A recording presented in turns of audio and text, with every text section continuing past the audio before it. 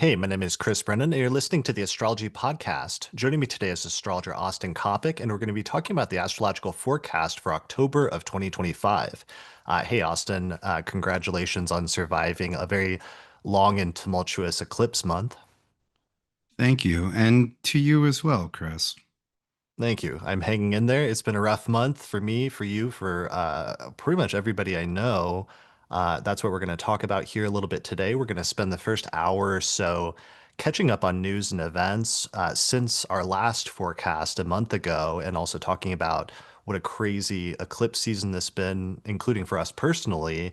And then in the second hour of this show, we're going to jump into a deep dive of the astrology of October.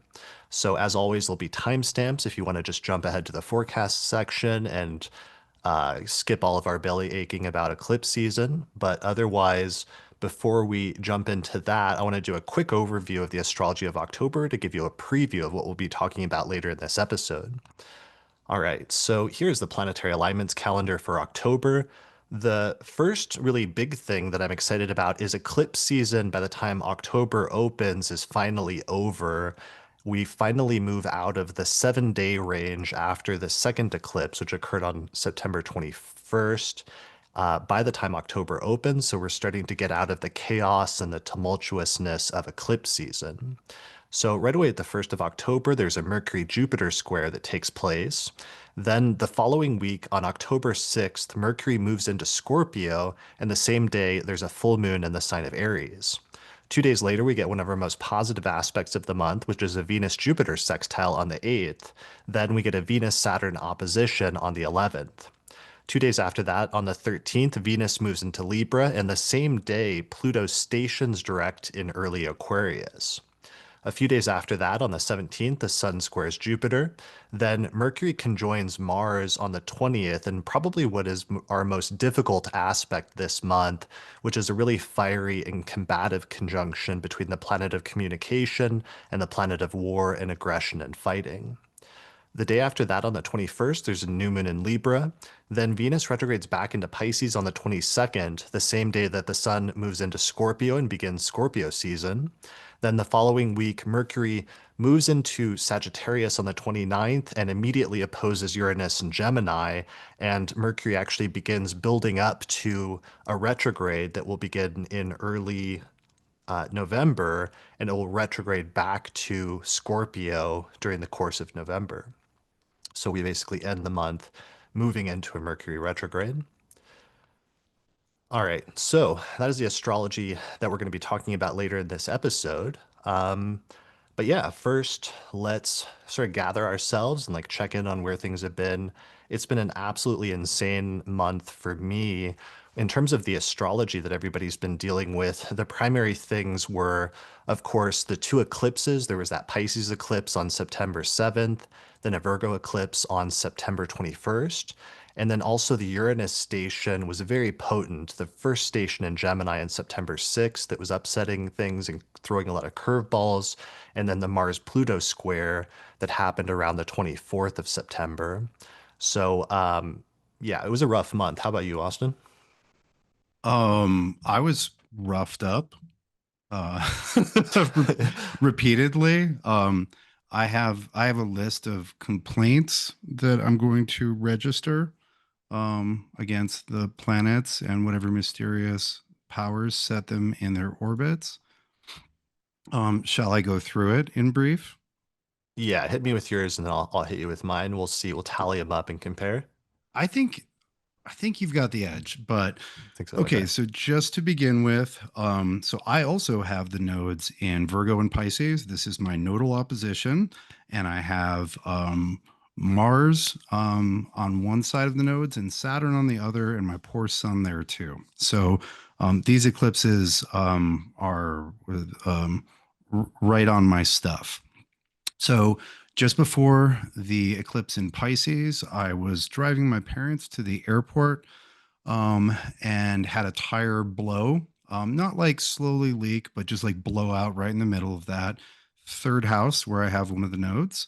Nice. And and so what should have been like a nice goodbye, like taking the parents to the airport and bidding them farewell and happy travels and all that. Was like, fuck, you guys better call an Uber or Lyft or whatever. I need to get this done. And so then I got to change a tire in like 95-degree weather. And the kicker was that I drove off with my glasses on top of the car. Oh And no. so, one of the health concerns that is consistent with eclipses is just as they mar the brilliance of the sun and the moon, they will poke you in the eye or render you blind. And they have done that to me natally. I have very poor eyesight because I have both the sun and moon configured to the nodes. And so this recurrence took me back to my unremediated natal condition. So the eclipse happened, and it's just madness in general, but I won't go into general madness. I'll stick with specific madness. So this eclipse, the first one, the one in Pisces, was 1 degree off of my sun. I'm a Cancer rising chart. And so the sun is the ruler of the second house of monies. And so I got a fun surprise call from the Oregon Department of Internal Revenue. And they informed me that I was not, in fact, current with my accounts, which was terrifying and confusing. As you pointed out, just last month, I talked about how I'm very excited to pay my taxes. I would like to have a non-antagonistic relationship to the government of the state and nation in which I live. They have a variety of forces they could array against me that I could not stand against effectively. So that was fun. Um, the next eclipse approached, the one in Virgo. And it was actually during the eclipse that for the very first time, I had to officially bow out of being able to pick up and carry around the baby, Lucian, because my back was on fire and cramping and just deeply fucked up. And I remember looking at the exact time of day and I was like, oh, the eclipse is happening right now. My back has never felt this bad. Um, Wow. and so slow recovery since then. We're like back to normal, stiff and sore, which is great. But so right after that, Kate came down with COVID. I managed to only, I don't know, get it a little bit or like mostly fight it off, but suffered mild symptoms. My voice is probably going to be pretty shredded by the time we get done with this. But mild symptoms for me. Kate got taken out, and back to the poking you in the eye theme. Poor Biako, our younger kitty, our Maine Coon, got out the night following the solar eclipse and got his eyeballs scratched. And Oh, so he has been a very sad, he looks like a very sad pirate right now. He's going to be okay, but we have to apply ointment to his eyeball twice a day. And cats love that. yeah. Um, so that's the quick list. That's pretty terrible. That's a long list, and that's all your like major ones. You've had a litany of like smaller, minor ones, which is the Yeah, thing that's always hard to convey about eclipse season is like you can give the top level things, but that's always like the top of the tip of the iceberg. yeah. I would just say general disorientation and deep exhaustion. Right. Good. All right, that's pretty good. Well, for me, I opened the month. I knew it was time. I'd been putting it off since late last year, like doing the fifth house episode and continuing the big houses series that I started last year. So I finally committed to doing the fifth house episode this month, including all the research and prep and then recording it. And I did this intense focus for the first week of the month on week or two of just like researching fifth house stuff and preparing with over 100 example charts, three episode series, and then we're finally getting ready to do it. Lisa and I are, and then our apartment floods, and like a water main breaks like above it in the unit above, and just a waterfall of water comes crashing down into our apartment for like 30 minutes until they were able to shut off the water to the entire building. And just soaked and flooded everything. And then all of a sudden, we had to fix that, and then we had to start bringing in like water remediation, which is like a bunch of like fans, and they had to start demolitioning the walls because of the whatever walls getting wet and tearing up the floors. And then I realized as that was starting, like we needed to just go ahead and record because we were going to lose our opportunity to, as they had to demolition more stuff in the apartment. So we just did it and we recorded the first Fifth House episode on like a Thursday. We had one day off to let the fans run. And then that weekend, we had 2 days that were free before the construction was going to start. And so we just did it and we recorded like back to back these 2 day long like episodes on the Fifth House, and we got it done. It was exhausting, and then it was over, and then the construction and demolition started. And meanwhile, like the world goes crazy, of course, at the same time because all the political stuff starts happening. There's assassinations, like it's crazy. And then if that wasn't enough, my websites got hacked all of a sudden later in the month and infected with malware. And it took out like 5 websites, which is the Astrology Podcast itself, but also the Hellenistic Astrology website, my consulting website, the Astrology Dictionary, and my original astrology blog from like 2007, the Horoscopic Astrology blog, were all just like catastrophically destroyed at once. And then it's been this huge hassle trying to get them back, and I haven't been able to. And the host hasn't been good restoring stuff. So I'm in the process of migrating and having to fix everything. And to make a long story short, for now, the YouTube channel's fine. So I'm going to continue to release podcast episodes like this one on the YouTube channel, as well as on my page on Patreon, where I'll post some of the public episodes that I would usually post on the podcast website for free, the audio version, like I usually do through Spotify. But it may be a little while before I get the websites back, and I'm still waiting to see how much of my life's work I can like recover from this like catastrophic sort of apocalyptic destruction of everything that occurred right after after Mars went into my 10th house and conjoined my natal Pluto in the 10th house.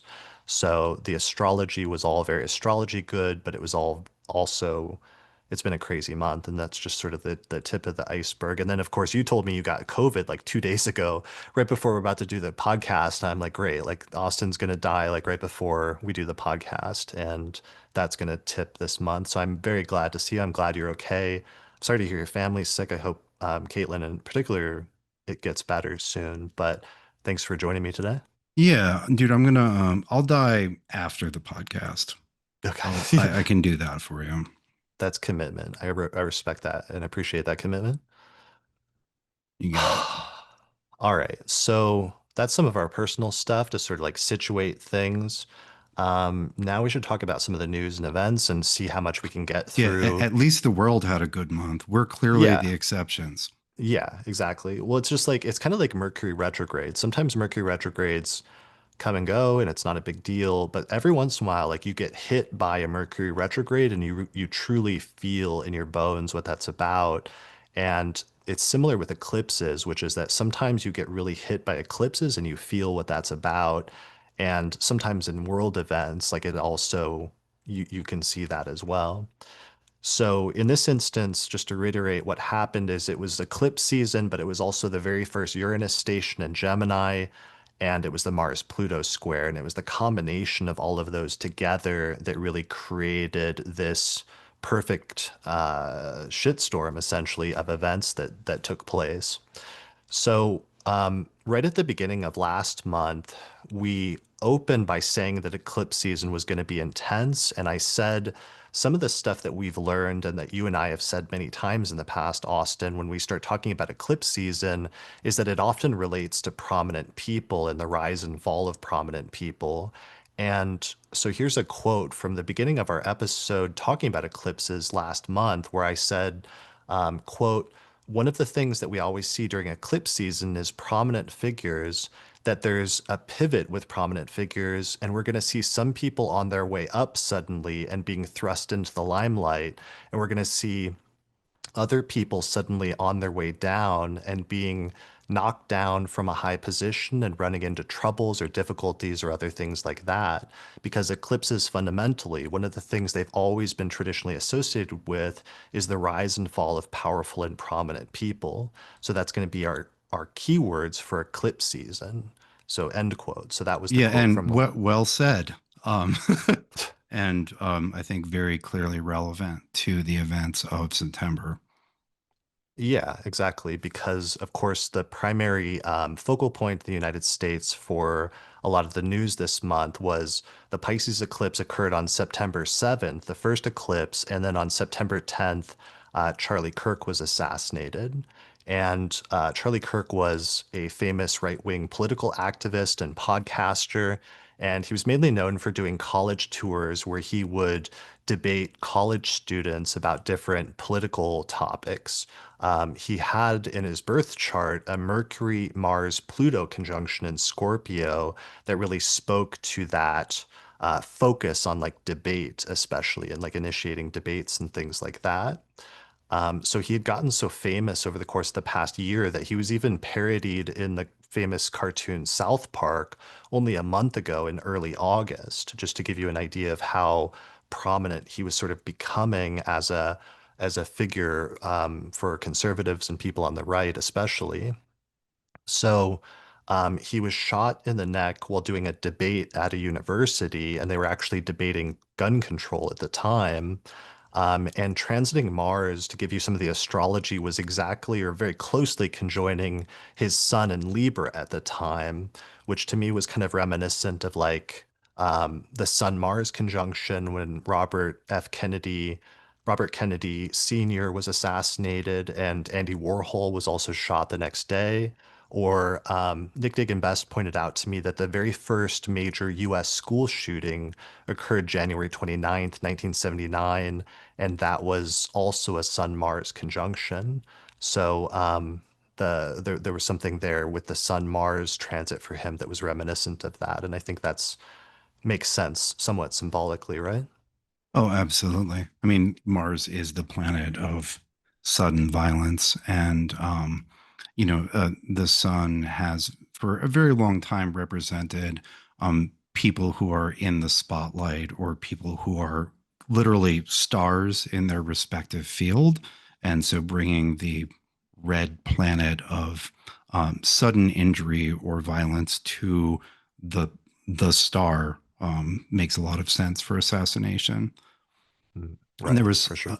and then there was, was interesting when I looked at the chart is that his sun in Libra is was of course ruled by Venus, and Venus in his natal chart was at roughly 28 Virgo, and so Saturn, which had moved back into Pisces, was at 28 Pisces. So the planet which was responsible in his nativity for supporting the sun, Venus, was also having a very being opposed by the other malefic, and it was the not that first eclipse after which shortly after which he was slain, but the eclipse that would come a week and a half later, that would be exactly on his Venus. And so I thought that was very striking, where if I were doing prediction or looking at how his month would go, I would have assumed that the second eclipse would be the truly dangerous or entropic one. But that ended up being the day of his funeral, which is very interesting and strange, and certainly a day that, as we say, is not fortifying for the health, but that that matter had already been decided. Yeah, absolutely. Um, So there was just this like graphic video of the shooting that immediately went viral online, and it immediately sparked this heightened wave of tensions and polarizations in the country, similar to the Mars-Uranus square that happened in June when there were Democratic politicians that were assassinated, or the Mars-Uranus conjunction in July of 2024 when Trump was shot. This month, that Uranus station in early Gemini was really potent, happening at the same time as that first eclipse and left a stamp on it. But like you said, what was crazy astrologically then that all the astrologers realized immediately once it had been scheduled is this huge memorial was scheduled for him on September 21st in a stadium with like thousands of people and with lots of speakers. And that happened the exact day of the second eclipse in the month, which was the Virgo eclipse on September 21st. And it became this huge, huge thing where President Trump spoke, Vice President Vance spoke, and a bunch of other prominent conservative and government officials spoke at this memorial. And one of the things that I found really striking about that is you had made a quote about, you had made very specific statement about that second eclipse and some of the imagery that you associate with the third decan of Virgo. And I pulled out that quote. Do you want to read it or do you want me to read it? This is from the last forecast episode. Oh, I guess I'll read it. So, in speaking about the Virgo eclipse, which is in the third decan, and the imagery that we see consistently throughout throughout the history, the textual history of the decans. So, in speaking about it, yeah, I've been looking at it for a while. There's a tight opposition to Saturn, as well as the fact that the third decan of Virgo has uniformly morbid imagery. A lot of the decans have a pretty wide divergence, at least two or three different families of images and meanings, depending on the tradition and time period, whereas basically it's all dead bodies with Virgo 3, or a lot of the time it's bodies being prepared for burial.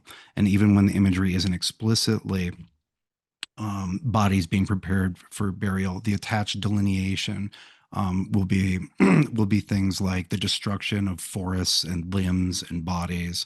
And it's a very anthropic place, and it's a place where life has a hard time thriving.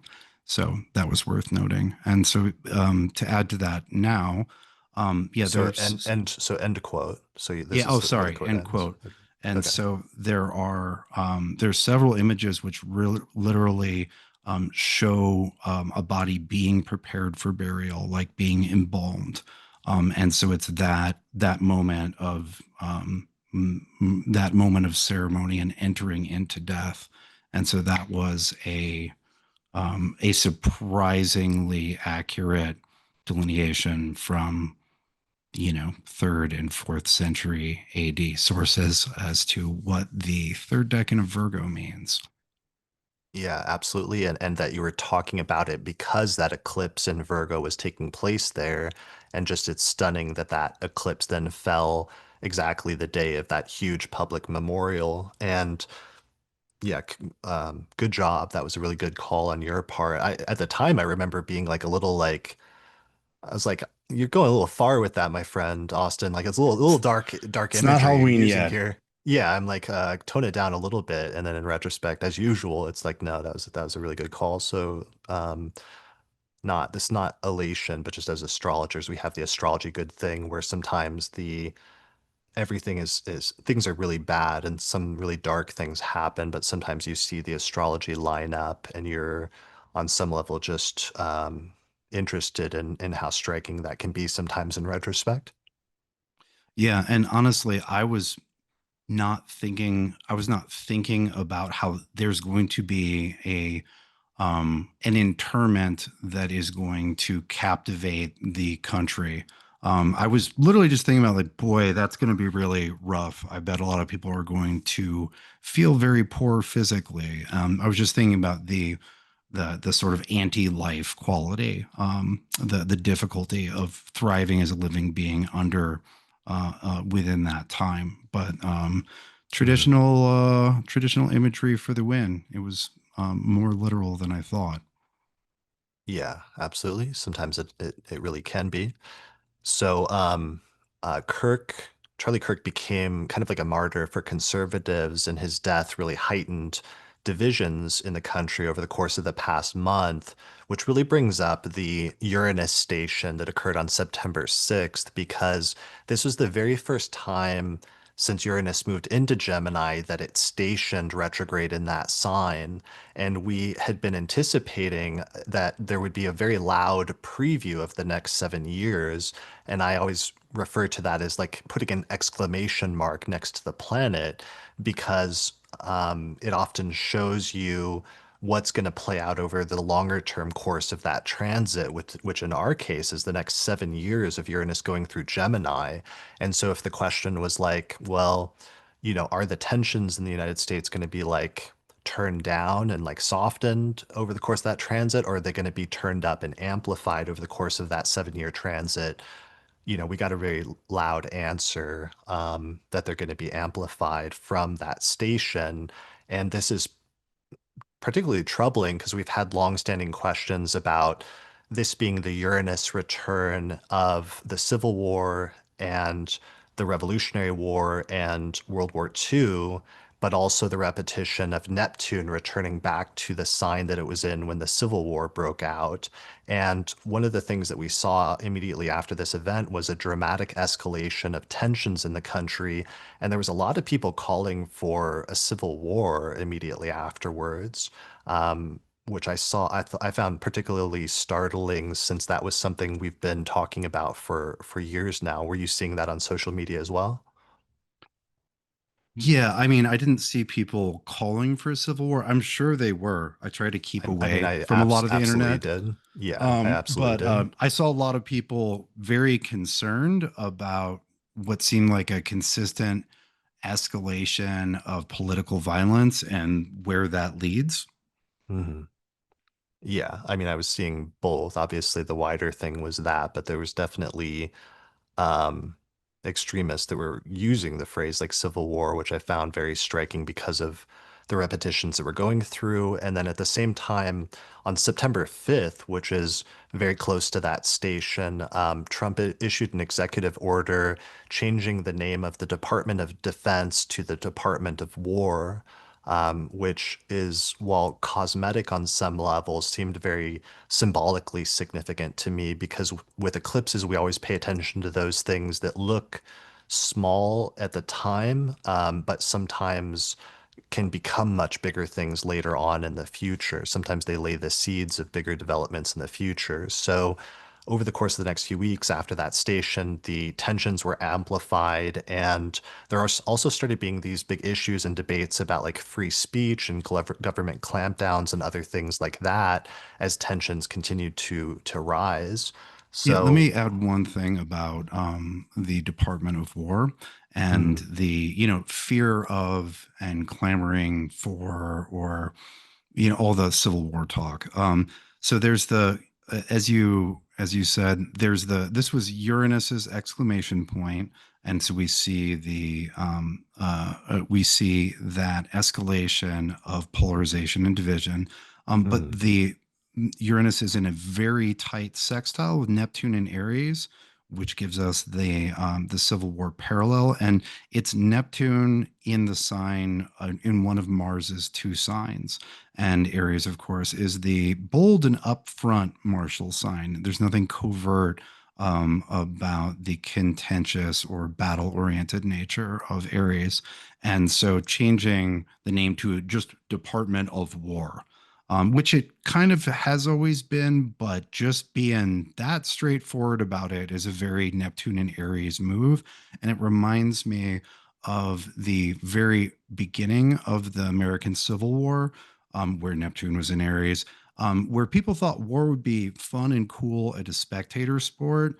And it was easy to enlist soldiers on both sides because everybody was excited for it because they imagined that it might be the right answer, right? And that brief dream was did not last long.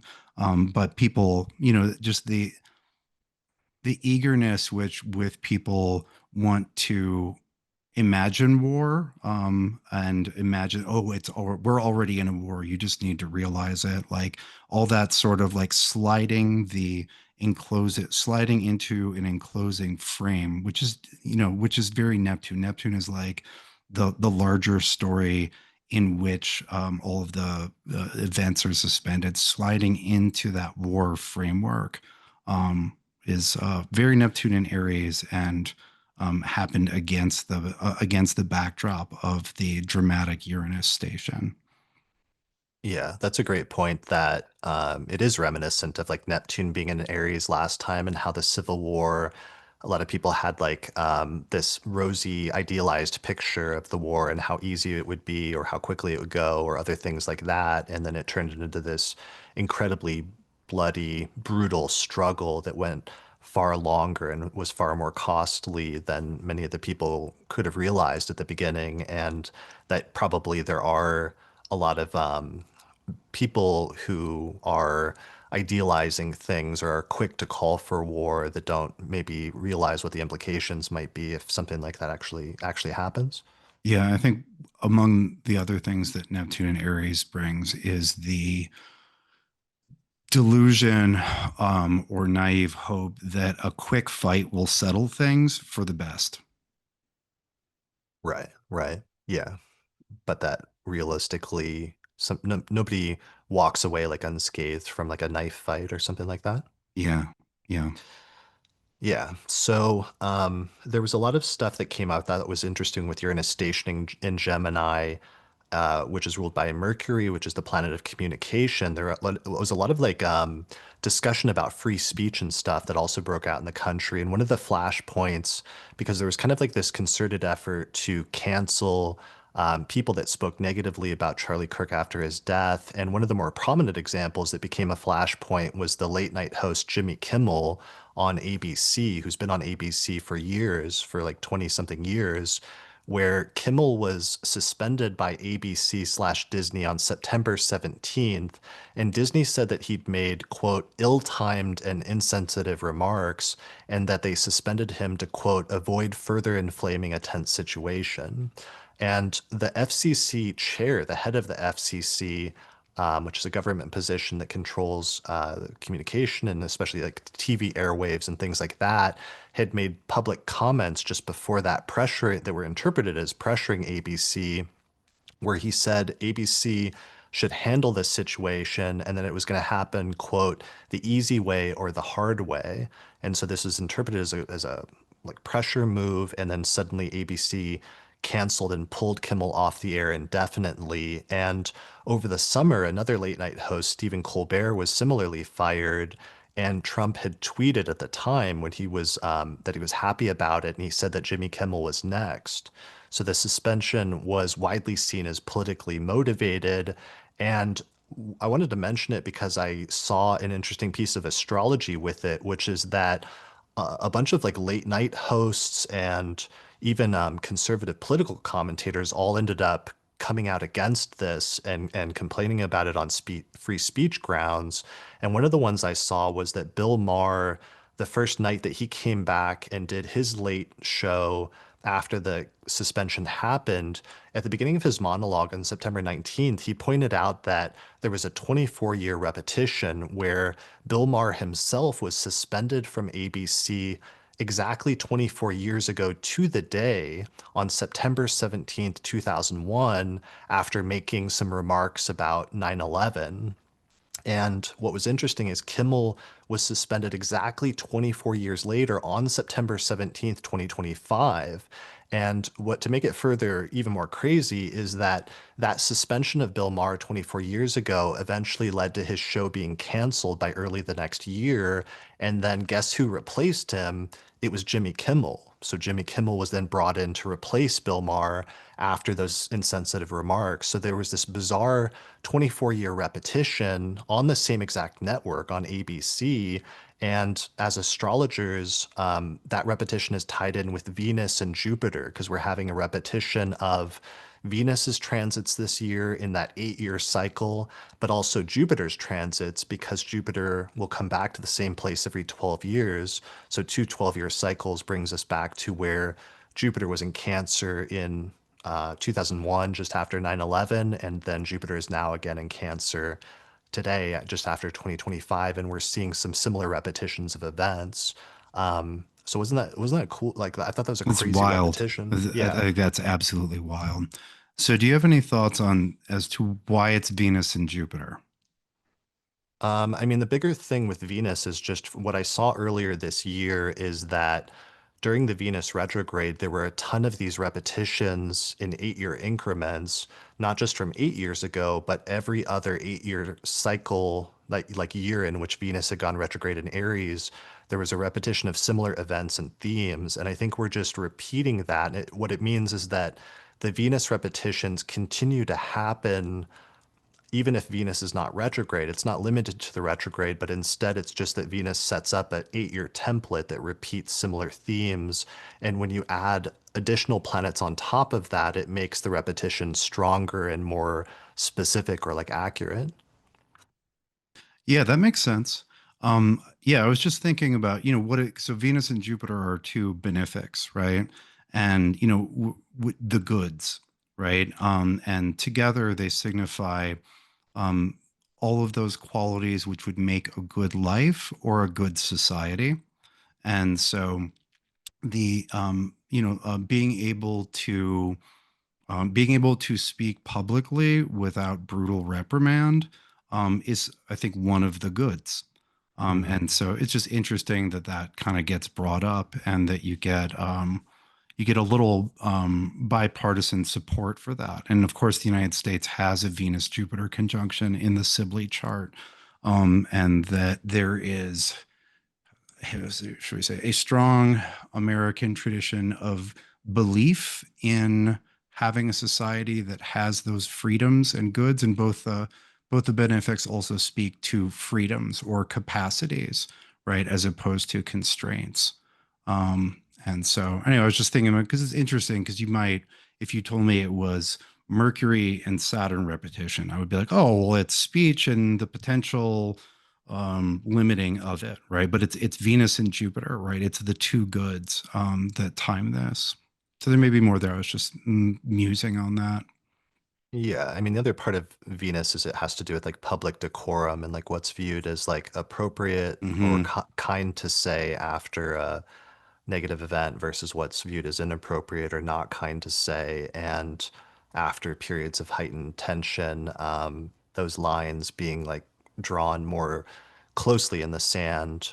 Because it's actually very similar. Because if you remember what it was like immediately after 9/11, is like there was a similar climate in the country where people were getting in trouble more for saying things that were viewed or perceived as like inappropriate or not in keeping with what the contemporary people in power thought was good or was appropriate or what Yeah, have there you. are So it's a things like number of that. journalists fired, et cetera, around that time.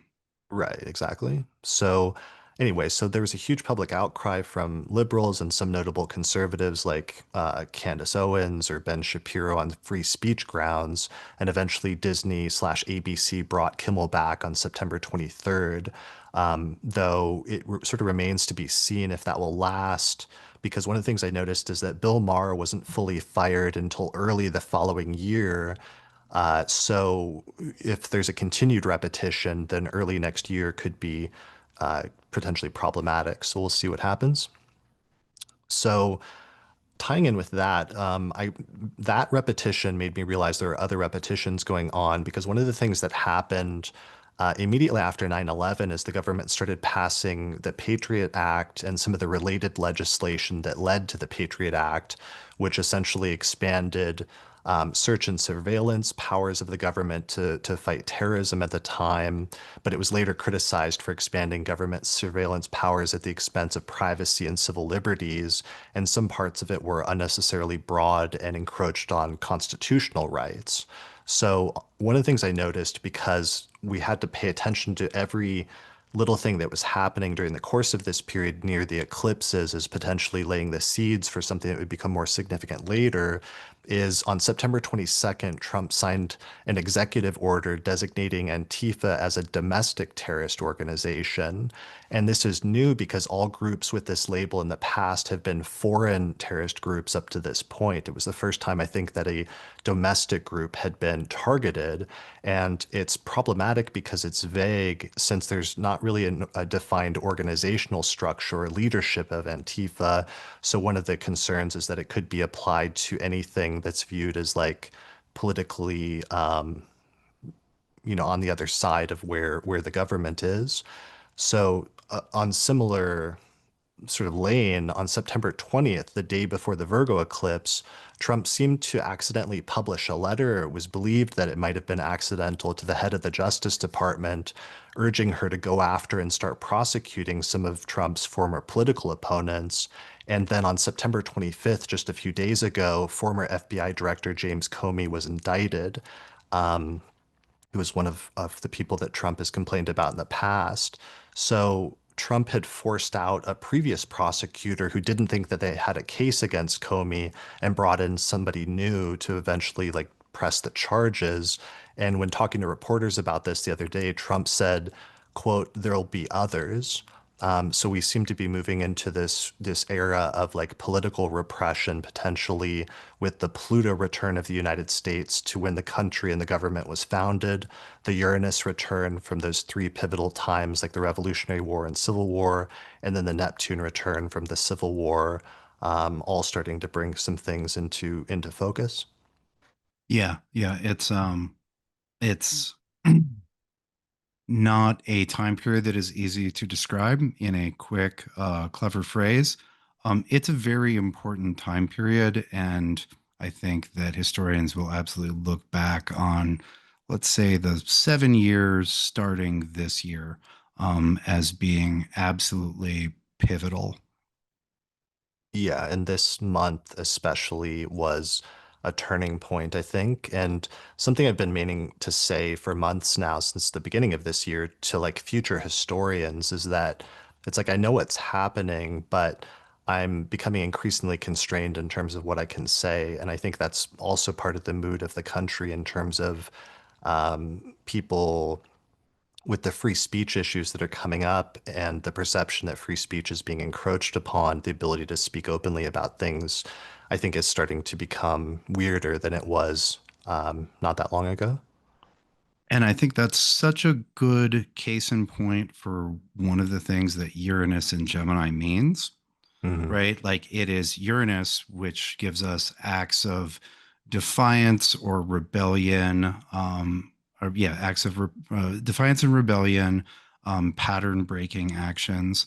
And in having just moved into what are we're 2.5 months into Uranus and Gemini, into the sign of speech and talking, and the sense that many people share of speaking freely being an increasingly rebellious or rebellious act, right? That they're with Uranus whenever we whenever excuse me, in order to establish something like as rebellious or revolutionary or whatever, like you need there to be a counterpoint where there is a general pressure not to do that. And so, like, now we have that. We have, yeah, we have normal Geminian acts of speech taking on that Uranian rebellious quality. Yeah, And as you absolutely. pointed out, like just after the first station, right, which is our first exclamation point, I was thinking about how else to frame that. And it's sort of if Uranus is in a sign for 7 years, so it's a show that runs for 7 seasons. And then the first station would be like the first major crisis in the plot in the first season. Like you've seen a couple episodes, but now like, oh, this thing is going down. How are the characters going to deal with this? This sets up the whole rest of the first season. Yeah, absolutely. And having those issues with like free speech and government suppression potentially of that coming up at the same time as we have like, the Pluto station that's coming up in mid-October this month and the issues with government control of the means of speech through like social media and things like that. One of the stories that happened this month, just to mention in passing, is that some sort of deal was announced with the possible sale of TikTok and being transferred from a Chinese company to TikTok being owned by US investors, but being given to a group of US investors, including like Rupert Murdoch and his son, and the owner of Oracle and other people, including having people from Trump's inner circle connected with the board of ownership. So, having a major social media company under the control of the current government, basically, rather than some independent, like business entity of some sort.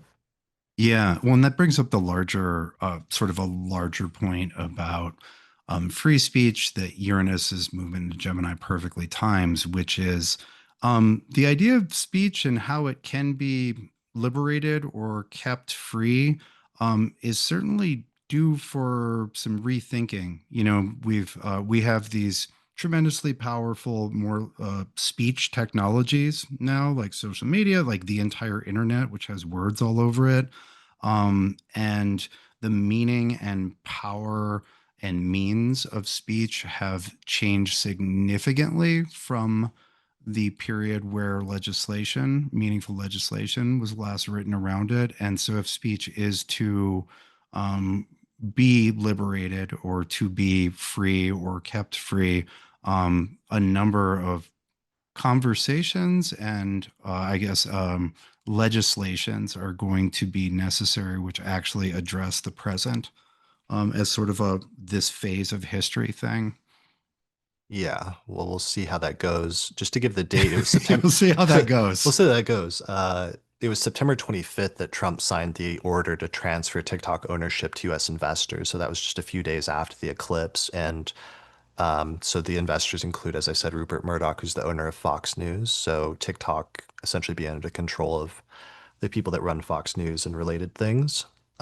So moving on to related, not related, different news stories. A completely separate one related to the very first eclipse that took place is some major stuff came out with Jeffrey Epstein this month under the first eclipse. And this was interesting because I actually had made a prediction about this 2 months ago in the August forecast. Yeah, you did. Yeah, you remember that when I was talking Hmm. about how the I saw the Pisces eclipse on September 7th would exactly conjoin Jeffrey Epstein's Venus-Mars conjunction at 1516 Pisces, and I thought something would happen related to this month. And so this was the quote I said, and he, Jeffrey Epstein, had that Venus Mars conjunction at 16 degrees of Pisces. So that was also being activated by some of these transits this month, like Mars moving through Virgo. But importantly for the future, one of the things I noticed is that the lunar eclipse that's coming up on September 7th will be at 15 degrees of Pisces. So that's going to be conjoining that conjunction in his chart that was obviously so prominent as part of his life and terrible legacy. So undoubtedly there will be another important turning point with respect to him in this case, probably around the time of that eclipse. End And quote. so and so it came to pass. And That so it was came to that's a really good one, dude. Yeah, that was that it's nice that it wasn't last month. It was something you noticed months ago and we're bang on about. This is, I think, without a doubt, quote, an important turning point with respect to him and this case around the time of the eclipse, end quote. Absolutely happened. That heinous birthday book was yeah. released. So let me Um, say what happened. So September 7th was the eclipse, and then literally the next day, on September 8th, the book containing the 50th birthday tributes to Jeffrey Epstein was released by the House, the U.S. House Oversight Committee. And the book and other records were provided by Epstein's estate in response to a subpoena issued by the committee. And one of the things that it contained actually was a copy of his birth certificate with his birth time in it. So astrologers got his birth time basically the day after the eclipse, in addition to a bunch of other like terrible stuff that was contained in that book, basically. there was lots of gross stuff, and people got connected to Epstein who hadn't previously been. There was a British diplomat that was relieved of his post shortly after the book was discovered because he had a nice letter congratulating Epstein. Um, Yeah, well, that was also the one where there was a drawing that Trump had allegedly that is claimed to have been Trump's, and that was released. So then there was big debates of him denying that that was his drawing and whether or mm, not Trump had drawn that to Jeffrey Epstein for his birthday, as well as lots of other names that got released subsequently this month. But for our purposes with the astrology, just to show the chart really quickly based on what we believe is now based on the birth time that was listed in the report. The birth time is a little bit smudged, but it looks to be 6:15 a.m. on January 20th, 1953. So it means he was Capricorn rising. And it means, interestingly, that Saturn-Neptune conjunction in his mhm. birth chart we had talked about in previous months was actually connected to the ruler of the ascendant and was in the 10th whole sign house. And we see that Venus-Mars conjunction down there in the third house with Mars at 15 Pisces and Venus at 16. And the eclipse was like right on that at 15 degrees of Pisces. So that was what that prediction was based on. And interestingly, now in retrospect, we can see how that's connected for Epstein because it's like ruling his fifth house, and that Venus then is conjunct Mars right there. So yeah, Yeah, that's the ruling the chart. 10th too, ruling the 5th and 10th, and then Mars ruling the 4th and 11th. Like those planets together rule very influential in public houses, and to have the power of the eclipse revealing them was in not just was in retrospect quite exhaustive in what it unearthed, but also in with foresight, you saw that those planets were very influential as to his legacy, and that their big activation at this time would unearth further material, and so it came to pass. Yeah. Yeah. So that's the chart and the activation. And then later in the month after the second eclipse, more documents were released and a number of other big names were listed as having been connected with him that weren't known about previously. And so this whole story continues to unfold in like really gross ways.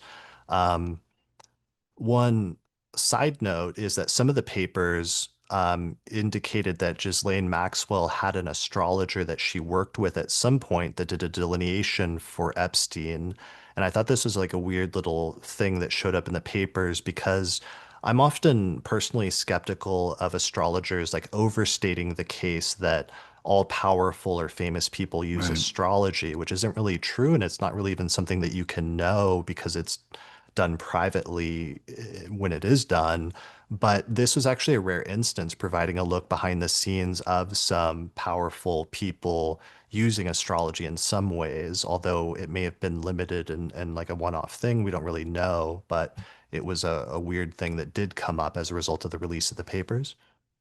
I would love to hear the astrologer that did a reading for Jeffrey Epstein um, talk Oh, about that, yeah, well, if that happened.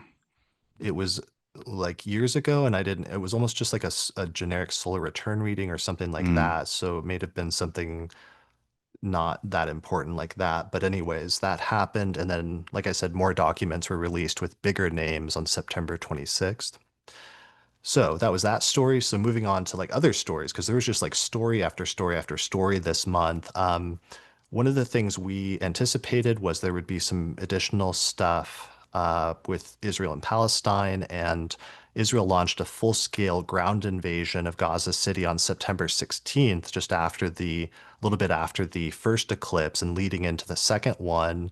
And then right on the second eclipse, which happened on September 21st, there was a wave of countries that formally recognized Palestine as a state on September 21st and 22nd, including the UK, Canada, Australia, Portugal, France, Luxembourg, Malta, Monaco, Andorra, and Belgium. So, one of the things for our perspective that this kind of confirms is that this new eclipse series that's moved into Virgo and Pisces is continuing to be relevant for Israel and Palestine. And that was an open question that we had earlier this year because most of everything over the past 2 years has occurred under Aries and Libra, but now it's starting to be carried over into this entirely new series. So, if that's true, then we'll probably see another important development 6 months from now during the next eclipse season in February and early March. Yeah, Yeah. yeah. Unfortunately, All right. So moving on, another major news story that was overlooked because of all of the crazy political chaos and everything else, but um, on September 10th, so just after the first eclipse, NASA's Perseverance rover, there was an announcement from NASA that they discovered a possible biosignature on Mars, which is, it was like these little formations on some rocks that they said they could only be formed, they thought, if there had been some sort of life or some sort of like microbes living there a long, long time ago, and that it was maybe the strongest evidence for life on another planet that we've ever found. And it was just like this story that happened on September 10th that kind of got brushed away by all the other political events happening, but could have been, at least in terms of like the long history of humanity, like one of the most Mm, important stories of our lifetime, potentially. yeah, absolutely. That's really, and so do you associate, do you have any particular piece of astrology that you associate that with? I mean, there's a lot of things happening right now that are really crucial, like long-term cycles. And it did happen after the first Pisces eclipse. Um, but I wasn't sure necessarily like what to associate that with per se. Yeah, I would say maybe it's only a few days after the Uranus station, and Uranus being so consistently connected to discovery, Hmm. discoveries which change existing ideas. That would be my first instinct. But Okay, actually, that does raise a thought in me, which is that remember, like a year or two ago, as soon as Pluto went into Aquarius, maybe it was for the final time, there was like this rash of stories about UFOs all mhm, of a sudden, and we were associating that with Pluto going into Aquarius. So maybe this is that it's the that Uranus trine, station, the trine, exactly, because we've yeah. been talking about that a lot over the past year, how that trine was going to accelerate some of the technological innovations that Pluto and Aquarius had already been giving with artificial intelligence, but maybe the other side of that is the Uranus trine was accelerating some of the other discussions that were happening in terms of like, alien intelligence or the existence of life elsewhere.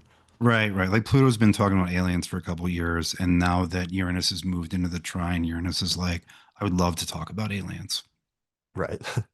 Yeah, yeah. Like so it's bringing us back to that dynamic we talked about before, where we're very focused about the potential of creating this new sentient form of life, almost like an alien form of life on Earth with artificial intelligence. But then there's this like macro view that there may already be other intelligent life out there in the universe besides us to begin with.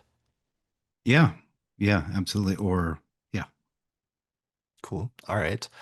Another story that happened right on the first eclipse.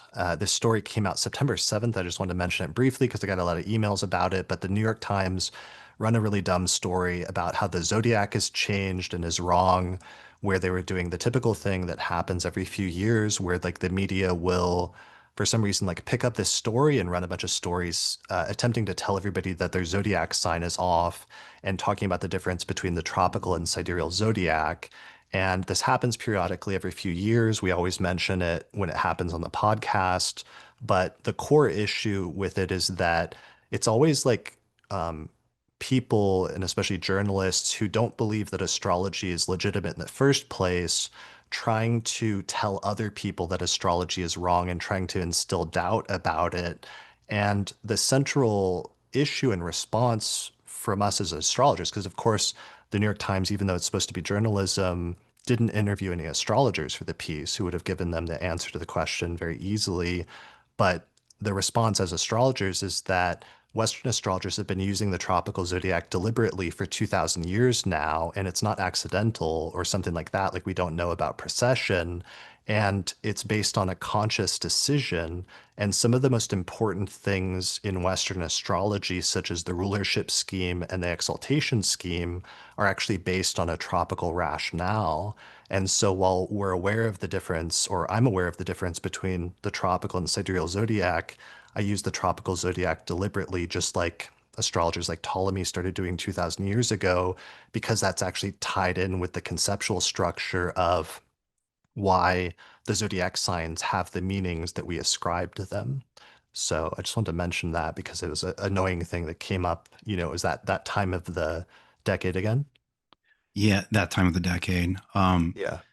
Yeah, yeah, it's kind of it should be the New York Times should be embarrassed to keep doing that. And it's a cheap thing. And it kind of a little bit works because the pointing out the procession exists is a thing you can do in a sentence, whereas explaining procession and that we know that and it's a conscious choice is a long answer that people don't listen to. Right. Well, that things are more complex and it doesn't have like the flat answer they want to give. But the primary issue is always just like they're coming at it with a pre-existing thing that astrology is wrong, that it's It's bad. stupid, and you're stupid if you like it. Right. So it's like they're not trying to help people by being like, your zodiac sign's different and you should use the sidereal zodiac or something like that. The whole purpose is always just to attempt to undermine it because it's viewed as something that needs to be eradicated fundamentally from society. But the good news is like astrology is not going anywhere and will continue to survive and thrive and persist throughout different periods of like repression and other things that periodically happen because we're doing something that is tied in with an actual legitimate phenomenon that's occurring in nature that we're privy to and that we've been studying for thousands of years. So that's what we're gonna keep doing.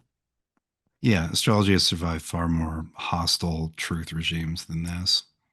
Sure.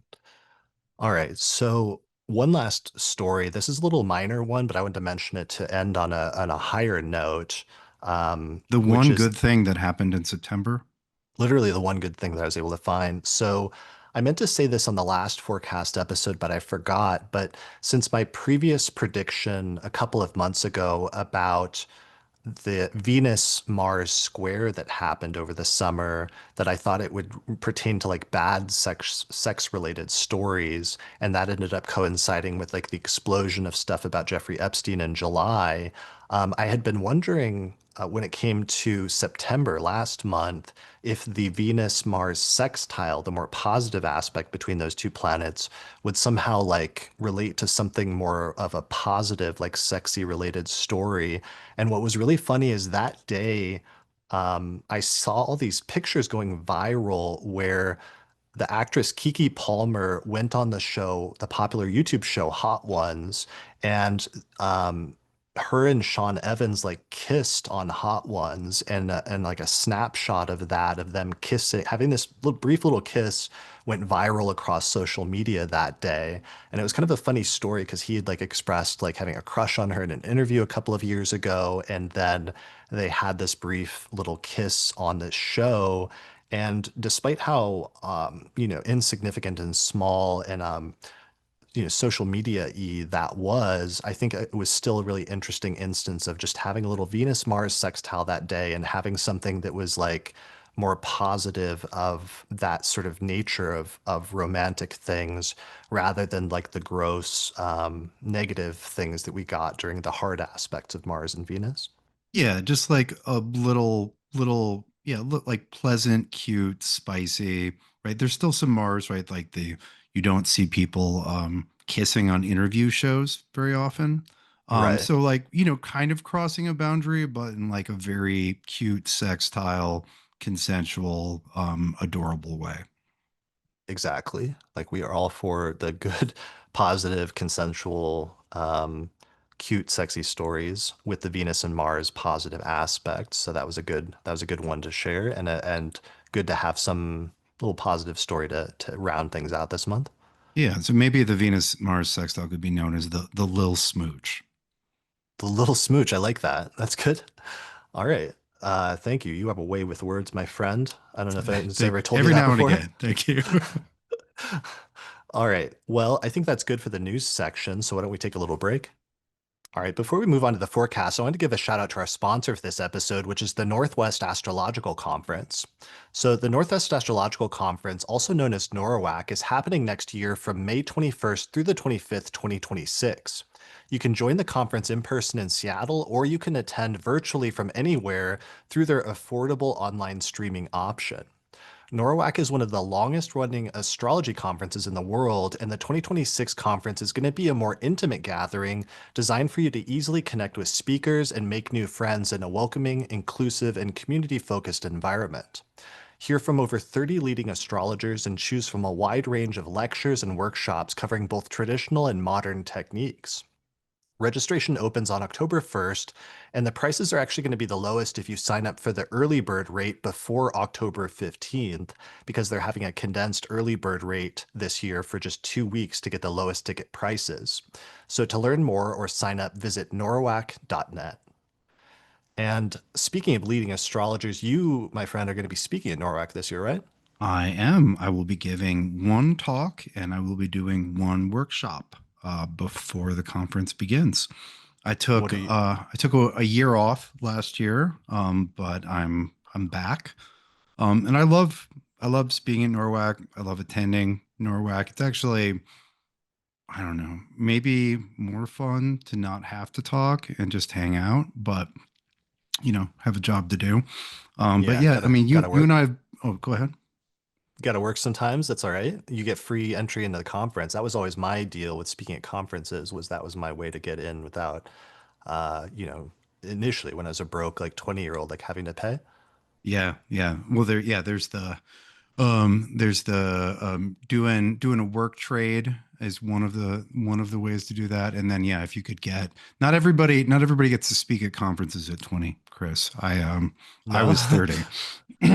Yeah, that was my this entire thing has just been an elaborate like plan just to get into conferences and Just to not pay for conferences. yeah, exactly. So very quickly, what are your two titles or topic titles for your lecture and workshop?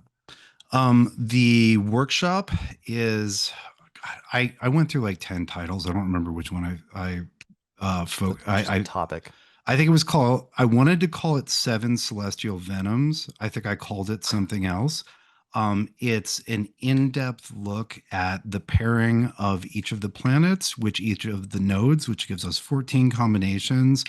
And we'll be spending like 5 hours just looking at those, looking at what trouble they cause, as well as what remedial measures can successfully be brought to them through a sort of alchemical lens, looking at the persistent imagery of venom with the nodes, with the poisonous serpent, but like venom and the medicine that can only be rendered from what is poisonous, and that sort of ambivalent medicine poison relationship that gets brought up by the nodes, that is brought up by the serpent itself, right? Which we see um, in the symbol used for medicine to this day. So, planets, Nice. nodes, poison, and medicine. Seven Celestial Venoms. Maybe next year you could do like a synastry talk titled Seven Celestial Smooches. Ca- Calling back to our earlier discussion. All right. Well, It'll be the Mars Venus sextiles in every possible pair of signs, exactly. I think you would get very good attendance for that talk, honestly. Uh, probably. all right. Well, people should go to norwac.net. They're going to be launching their newly revamped website soon, and registration opens on October 1st. So get in if you're going to attend. If you're thinking about attending, get your tickets early because prices will go up after October 15th. So visit norwac.net for more information. All right, and then shout out to our other sponsor this month, which is the Astrologers Co-op conference titled Come As You Are, that's happening this month in October. So this is a 2-day online astrology conference from October 18th through the 19th, 2025, featuring 20 speakers from a diverse background, traditions, and world religions. The talks span planetary cycles in history, astrology's role in cultural shifts, and approaches to personal healing, creativity, and community building. They have flexible tickets where a 1-day ticket costs $75, or you can get a full weekend ticket for $150, both including post-event access to your recordings. Your participation helps grow an inclusive and diverse astrological community through events, publications, and support for emerging voices. I'm excited about this conference because there's several speakers who have been on the Astrology Podcast before, including Ellie Higgins, Camille Michelle Gray, and Lindsay Turner. So find out more or sign up at astrologerscoop.substack.com. And I'll put a link to that in the description below this video on YouTube or wherever I ended up posting this podcast episode, probably on Patreon while the website is still down. But yeah, shout out to them. That's going to be a great online conference that you can attend this month to see some new speakers. Yeah, it looks great. Yeah, absolutely. I'm excited that there's so many more events than there used to be when we were coming up as young astrologers, as well as more like accessible events where you can attend. For example, NORWAC, you can attend either in person or online, or this event you can attend online. And I feel like that really raises the accessibility in addition to just like the variety of topics that you see. Yeah, I mean, there's no such thing as an online conference 10 years ago No, the best or we had 20. was like we had like MySpace, or we attempted to do like a few like Second Life talks, but it was pretty janky. Yeah, And I think I opted out of that. yeah, I don't remember seeing you there. Well, good times. All right. Well, shout out to both of those. Check them out, and I'll put links in the description below this video or wherever I post the podcast. All right, let's move on and let's start talking about the astrological forecast for October. And first things first, as we open the month, the biggest thing for me is not what the new astrology is that October brings in at the beginning, but it's the things that we're leaving behind. And the primary thing that we're leaving behind is by the time October opens, we should be moving out of eclipse season and moving out of that range of the most intense period of the eclipses, which is usually that range that lasts for about a week after the second eclipse. And the second eclipse occurred on September 21st. So, good news is that some of the chaoticness, the tumultuousness, and the feelings of like great beginnings and great endings, which is always my keyword for eclipses, should be starting to recede by the time we move into early October. So that's good news, yeah? Oh, it's absolutely good news.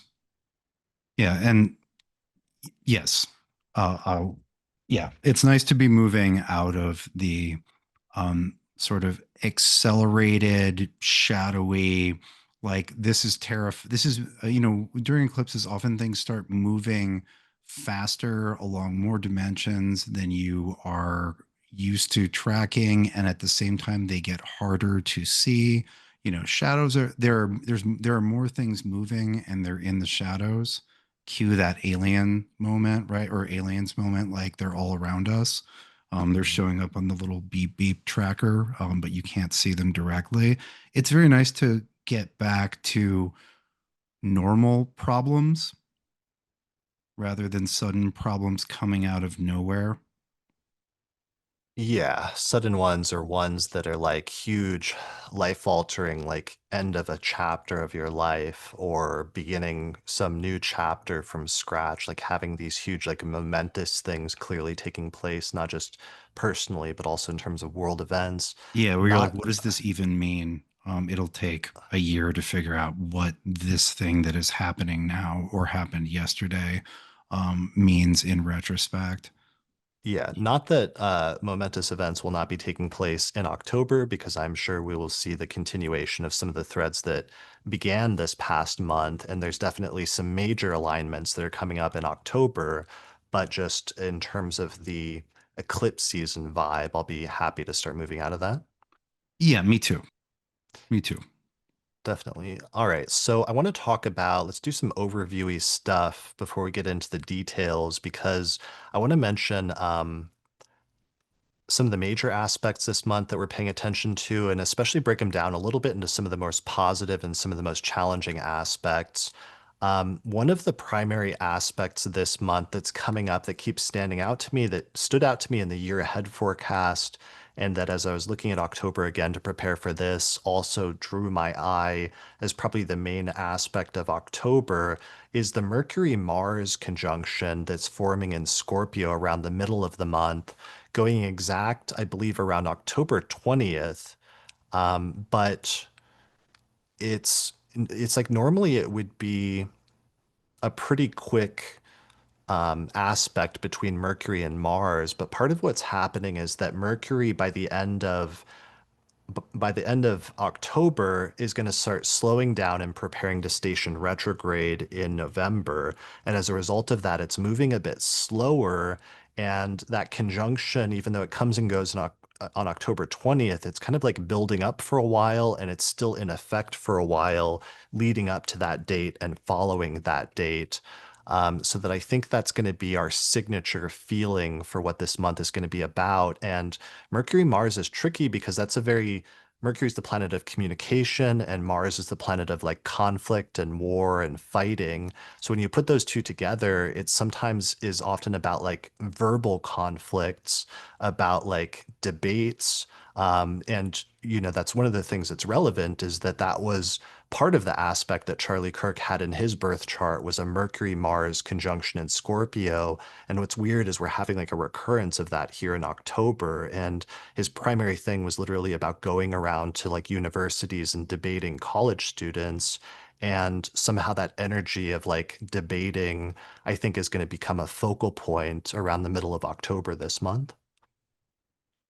Yeah, absolutely. It's yeah, like the verbal conversational contention and strife is a clear thing, or is one of the things that happens every time there are Mercury Mars conjunctions. There are, and as you pointed out, this one persists for far longer than they usually do because of Mercury's slowed down speed. Like we're going to be doing this one well into November. There are just some other things that are traditionally associated with Mercury Mars, and that I see popping up is uh, doing crime. Mercury Mm, is not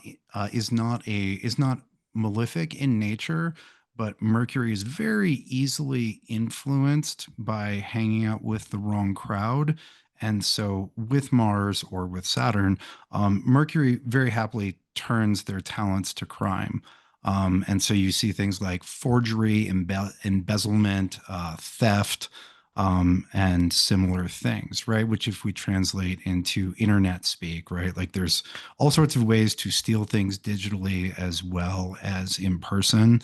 mm, Um, one of the interpretations that I got from reviewing some of the traditional material that I've seen very useful for judging transits is Firmicus repeatedly describes Mercury Mars conjunctions, especially if they're in angular houses, as, and I'm paraphrasing, just an endless pain in the fucking ass, where it's mm. not any one thing. It's just we have the multiplicity of Mercury, like the difficulty and irritation of Mars getting split up into 40 different things, where it ends up being this. It's just one thing after another sort of combination, and that's in addition, of course, to the primary. What I would agree would be the primary signification, which is the just fighting about stuff with words, disputation, argumentation.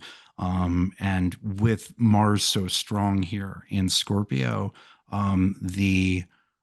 the energy of dispute and struggle and fighting, perhaps overtaking the argument that lit that fire, where it becomes more about the fight than the ideas that were there at the beginning of the fight. Absolutely. Yeah, that's a great point. Um, some of the keywords that I wrote down for Mercury Mars combinations, like this conjunction, are like being verbally combative, debates, curse words, harsh language, Mm-hmm. verbal aggressiveness, bluntness. Like people that speak really bluntly often have Mercury Mars aspects. Sharpness, having a sharpness to your tone or your words. Sometimes it's words that are said in anger, like without thinking things out ahead of time. Fighting words, which is usually one of my primary keywords for this, but also like mental acuity. Like sometimes Mercury Mars can be very quick thinking and very like on top of things and can be really good in a debate. If you're able to like channel Mercury Mars energy well, it can be those people that are like doing a debate effectively and like knowing what the best debate tactics are, or like seeing the weakness in your opponent's debating style and like going straight for that weakness in some way. Or in other instances, Mercury Mars can be associated with lawyers. Oh, And yeah. sometimes that can be like a bad thing, like the bad versions of lawyers, but it can also be, in some instances, the good form of that, which is like the lawyers sometimes that you need that are like defending I don't know, like civil rights or civil liberties or other things like that, or like the defense person who's like good at their job of debating in order to defend a client. Yeah, or the prosecutor who can actually convict the clearly guilty party. But yeah, that I'm glad you brought up the legal framework because that really sort of showcases the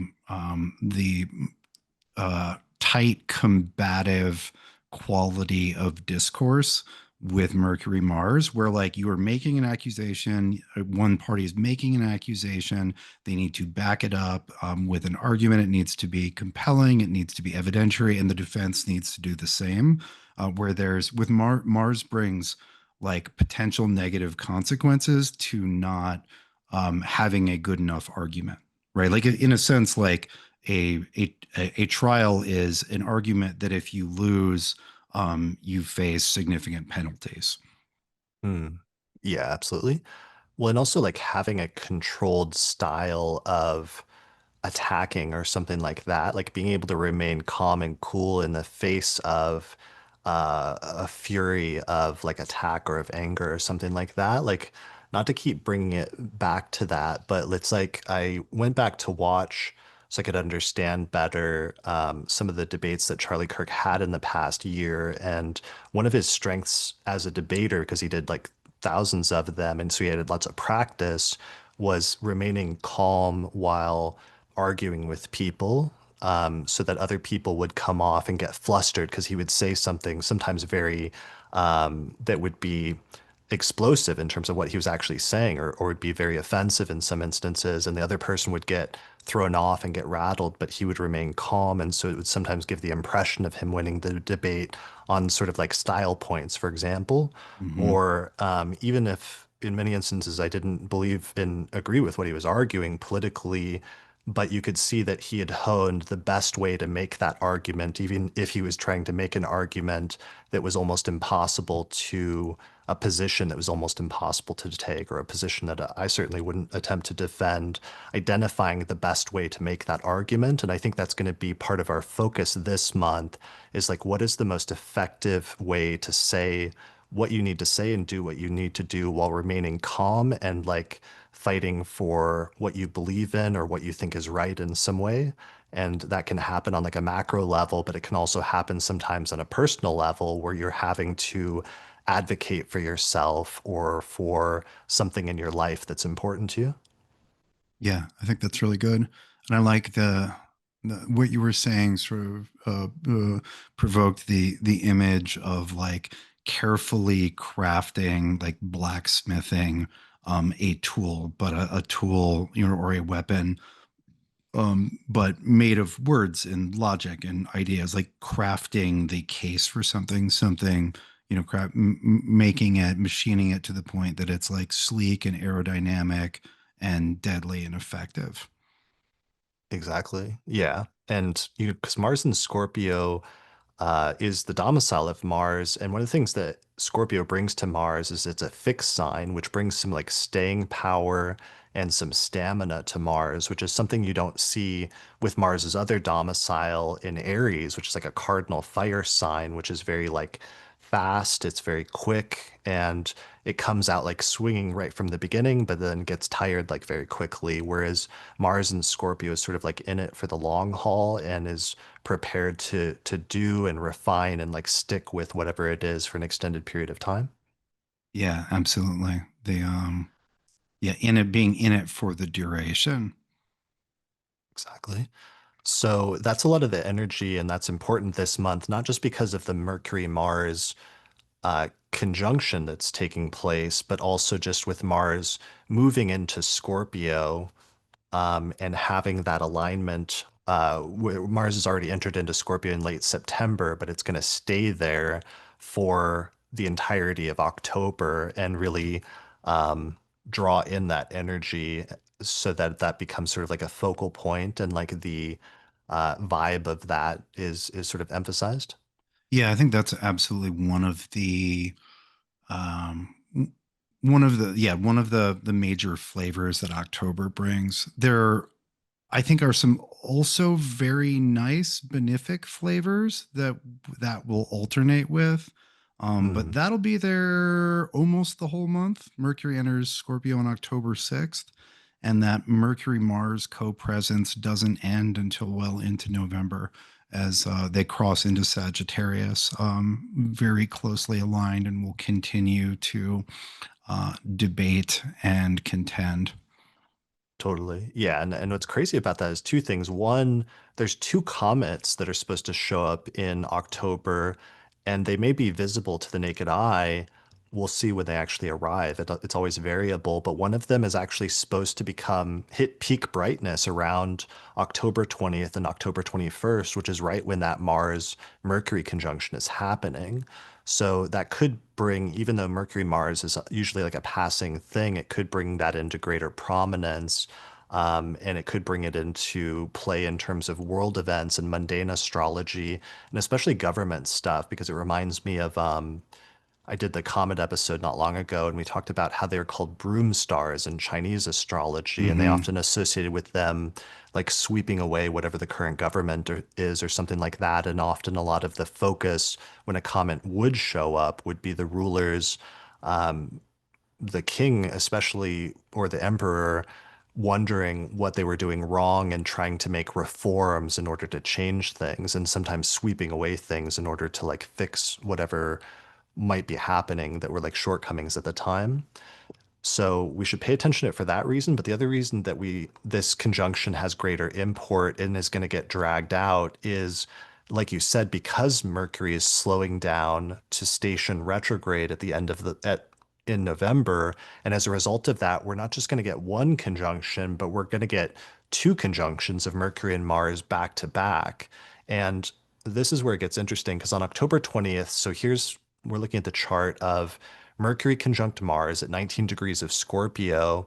Um, Around the same time, like the same day, Mercury moves into 20 degrees of Scorpio, and that's its shadow degree. That's actually the degree that Mercury is going to retrograde back to in November. So that means that degree about 20 degrees of Scorpio, if anybody has that in their birth chart, is going to be particularly sensitive to transits over the course of the next month or two. And that window is going to open with this Mercury Mars conjunction around the 20th. So then, if we move the chart forward, we see Mercury move into Sagittarius at the end of the month, around October 29th, but then it slows down and stations retrograde by November 9th. And by that point, Mars has moved into Sagittarius, and then Mars catches up with Mercury and conjoins it again a second time around November 12th and 13th, where all of a sudden we have a sudden return of this sort of explosive, argumentative, like fighting energy that suddenly comes back again just a few weeks after the first time that we felt the intensification of that. And then we'll get Mercury retrograding all the way back to 20 degrees of Scorpio before it stations direct around November 28th, 29th, and 30th, bringing us right back to that degree and back to something that was started in October, mid to late October, that isn't finished until late November, early December. So that's opening up quite a sequence, yeah? Yeah, well, and there's the third part of that sequence when Mercury makes its third conjunction to Mars, not until the middle of January. Right, exactly. And that ends up happening like way, way far away in the sign of Capricorn around, It's about the looks like, 17th. yeah, 17th, 18th. So that may connect some final event that isn't fully completed until that third conjunction or some sort of sequence of events that's playing out over the course of several months. But if that's true, then for some reason it begins here in October as part of a sequence of events tied in with this interrelationship between the planet of communication and the planet of fighting and aggression and war. Yeah, you'd think that there'd be some like legal things that like cases that because cases take that long Right. that get started this month or go into high gear this month that take until the third conjunction for their effects to be known, for the outcomes to be really clear. Yeah, that makes sense. So, Okay, so that's our main focal point of this month, but other things, so other negative aspects that are happening this month, I put this in the negative side, but the other really big one happening this month is Pluto stations direct on October 13th in early Aquarius, and this is going to be a major intensification of some of the Pluto and Aquarius energy. At the same time, let's see, there's a minor challenging one later in the month, which is Mercury opposite Uranus, which is some surprises on October 29th. We also have Saturn and Neptune back in Pisces, not too far from each other, only like 3 or 4 degrees from each other, inflating the bubble and the reality distortion things that have been happening there all summer. But in terms of positive things, we open the month with actually a nice little Venus Jupiter sextile on October 8th, which I'm looking forward to. And then not long after that, we get Venus moving into Libra and moving into a square with Jupiter in Cancer that doesn't go exact until November 2nd, but it gets really close in like the second half of the month and is bringing in some positive energy with Venus in her home sign of Libra and Jupiter in the sign of its exaltation in Cancer. And I know that's one you're looking forward to this month, yeah? Yeah, I'm definitely looking forward to it. We have, we have we have both benefics, in either their own sign, Venus, in Libra, or in the sign of exaltation, Jupiter in Cancer. And so both of the planets which bring the good, the pleasant, the lovely, the fortunate, are in a really strong position, and they're in an angular relationship to each other. And if we look at the other cardinal signs, we don't have any malefics in cardinal signs, and so that gives both Venus and Jupiter a lot of power to do their thing. And Mhm. we like the humans generally like both of their things, as they're relatively unencumbered in their attempts to make things not so bad, at least for a little while. And if you are, if you have a cardinal sign rising, it is especially good news. If you have Scorpio rising, it is not so good.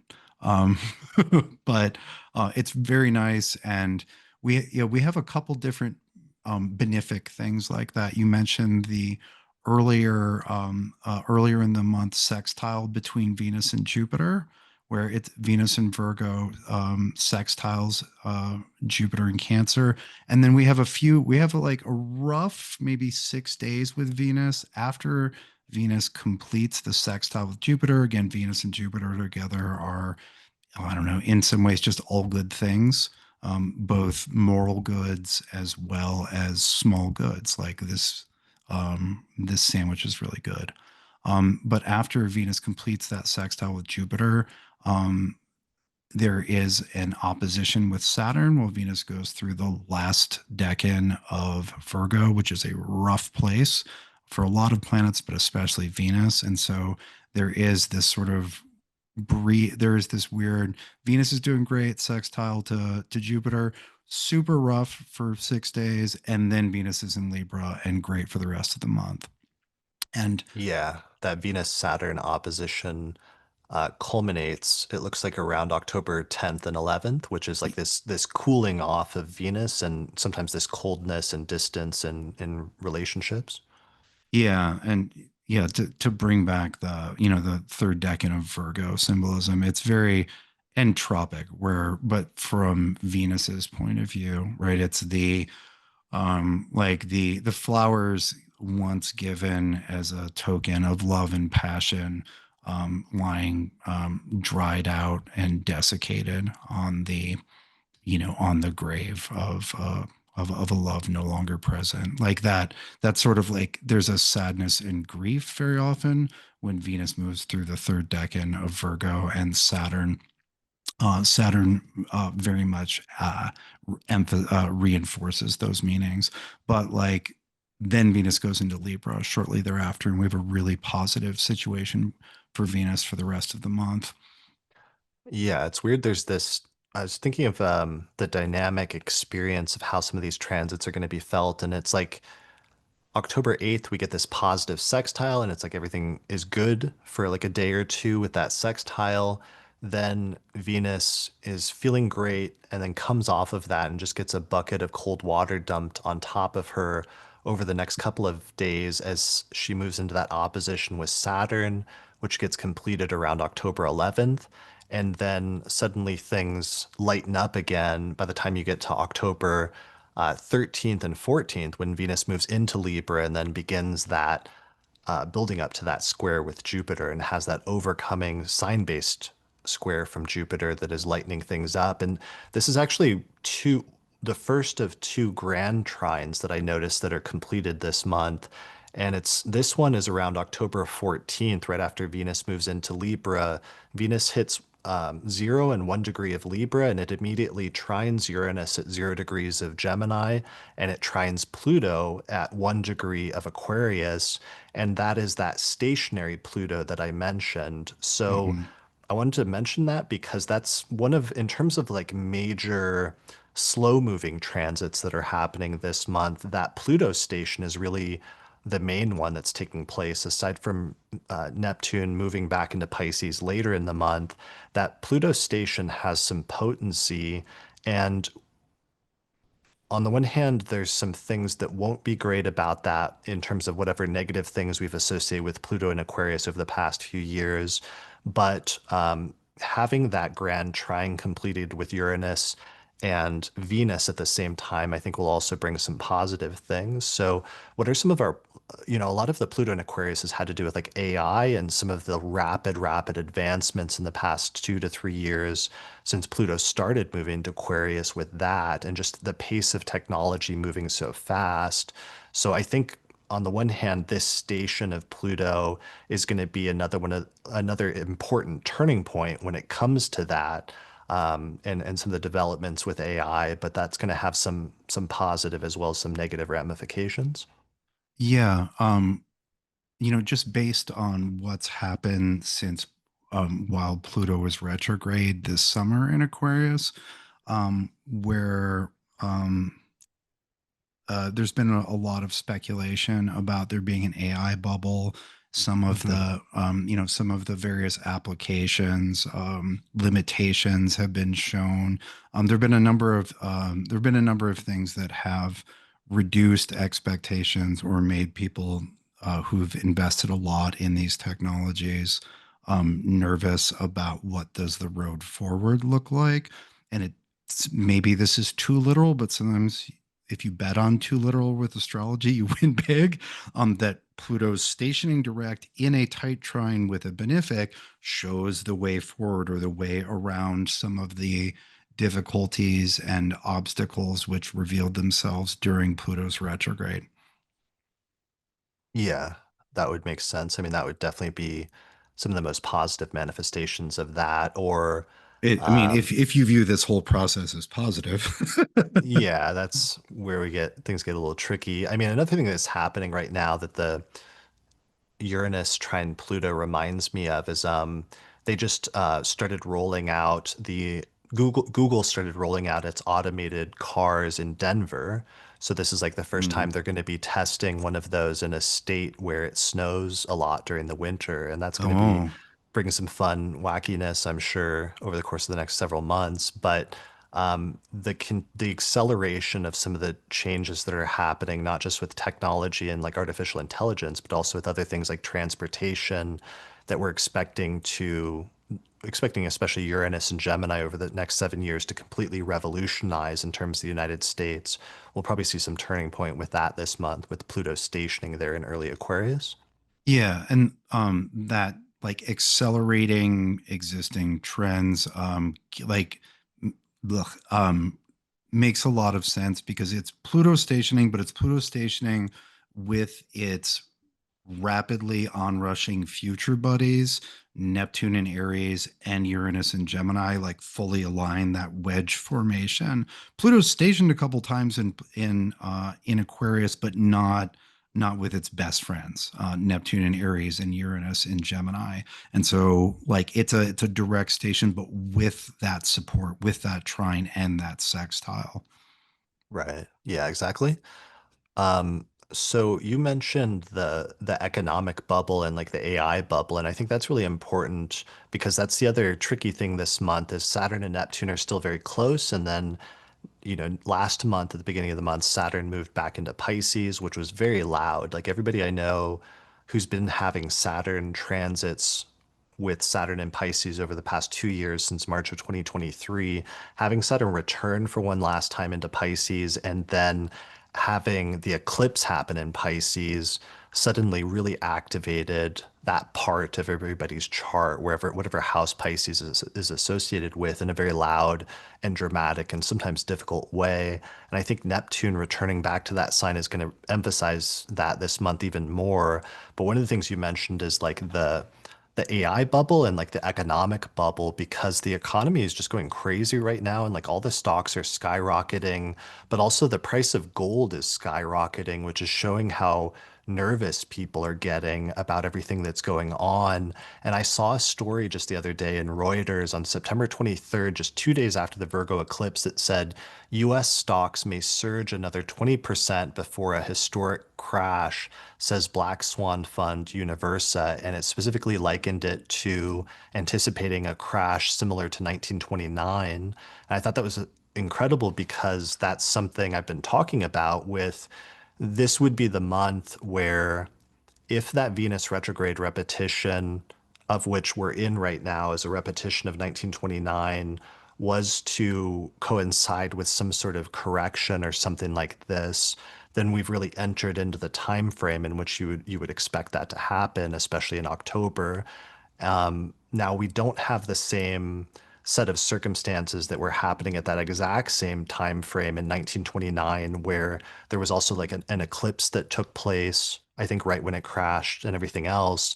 But I'm incredibly curious to see if that repetition does coincide with any sort of dip or serious like pullback or even start of things becoming even more unstable than they already are.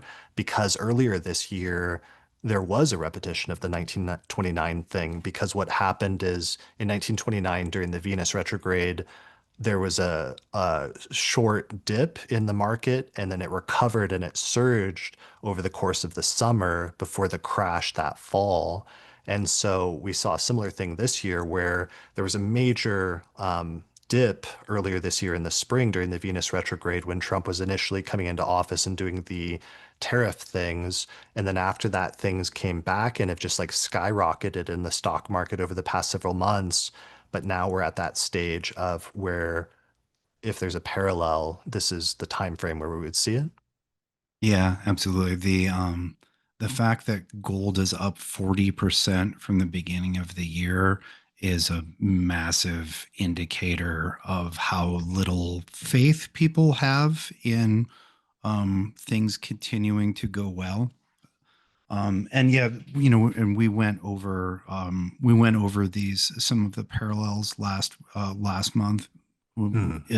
in greater detail, but there's also a parallel from 1937 that's the same Venus cycle and Saturn. And as I mentioned last month, the solar eclipse in Virgo that we just experienced at the end of September has a close parallel with a solar eclipse in Virgo in 2007, which signaled the descent into what would become the financial crisis. Where, in retrospect, it was very clear that things were beginning to fall apart, but they did not visibly and loudly fall apart for some months afterwards. And so that's sort of like, and the 2007 eclipse was in retrospect like a warning sign or a warning shot eclipse. And so I wonder if this last one will end up looking the same in retrospect. Hmm. Yeah, that makes sense. So the last thing about the Pluto station, though, around the 13th and the days leading up to and following that, is we've seen a lot of stuff with technology and the development of that, the good things, the bad things with AI over the past few years. And then the other piece of that is, of course, the control and manipulation and like power plays aspect of Pluto, which is often very prominent, especially as it's tied in with like the US Pluto return and the government and other things like that. So that's something I'll be paying attention to around that station as well. I want to mention something positive though about the Mercury-Mars conjunction, which is that there's this weird thing this month where sometimes there's like a negative aspect followed by a positive one. And one of the areas where this comes up very prominently is immediately after Mercury and Mars conjoin on October 20th, they both start applying to a trine with Jupiter, which they complete over the course of the next week following that conjunction. And it's again one of those things where there's like a really difficult, tense, conflict-oriented aspect, but it's immediately assuaged by like a peaceful, calming, constructive or supportive trine from Jupiter that creates a sort of dynamic of like intense, fiery division that's then like cooled or calmed down in some way immediately after that. So let me pull that up in the chart so I can actually show you what I'm talking about. All right, there it is. So conjunction completing October 20th, and then Jupiter is hanging out around 24 degrees of Cancer at that time. So Mercury begins applying to it immediately and completes that trine around October 24th. We get this exact Mercury-Jupiter trine, which is one of our most positive aspects of this month on October 24th. And then just a few days later, it looks like around the 27th and 28th, Mars gets up to the same degree and then also trines Jupiter, uh, making, again, one of our more positive aspects that is happening, or one of our most positive aspects that's happening this month. So that's something I'm looking forward to seeing how it works out in terms of the dynamic of something very tense and problematic, but then moving into something more constructive. Yeah, Jupiter can be very conciliatory. Jupiter can make enough room to so that you can have the more productive version of a disagreement. Right, like getting into a fight, but then like immediately going out for like a beer afterwards or something like that, or making up. Yeah, or getting into a fight and then realizing that, and then suddenly, I don't know, Plato and other ancient Greek ghosts emerge and turn it into a much more structured debate where you both learn something and everyone walks away with a broader and more truthful understanding of the world. Right. Yeah. We'll see how that plays out with like world events and politics these Yeah, days. much more likely on Yeah. on an individual level or on a Yeah. small scale level. Personal level. Well, and this brings into focus also the second grand trine this month, which is this grand water trine that's taking place around this time during this third and fourth week of October, because it's not just Mercury and Mars trining Jupiter, but at this time Saturn is over at about 26 degrees of Pisces, so that once Mercury and Mars complete that trine with Jupiter, they then immediately move into a constructive trine with Saturn as well, which brings some grounding to the entire picture. And I really like this grand water trine as something that seems more balanced than some of our other really tense aspects that we've had this year that have had less redeeming qualities. There have certainly been less favorable configurations this year.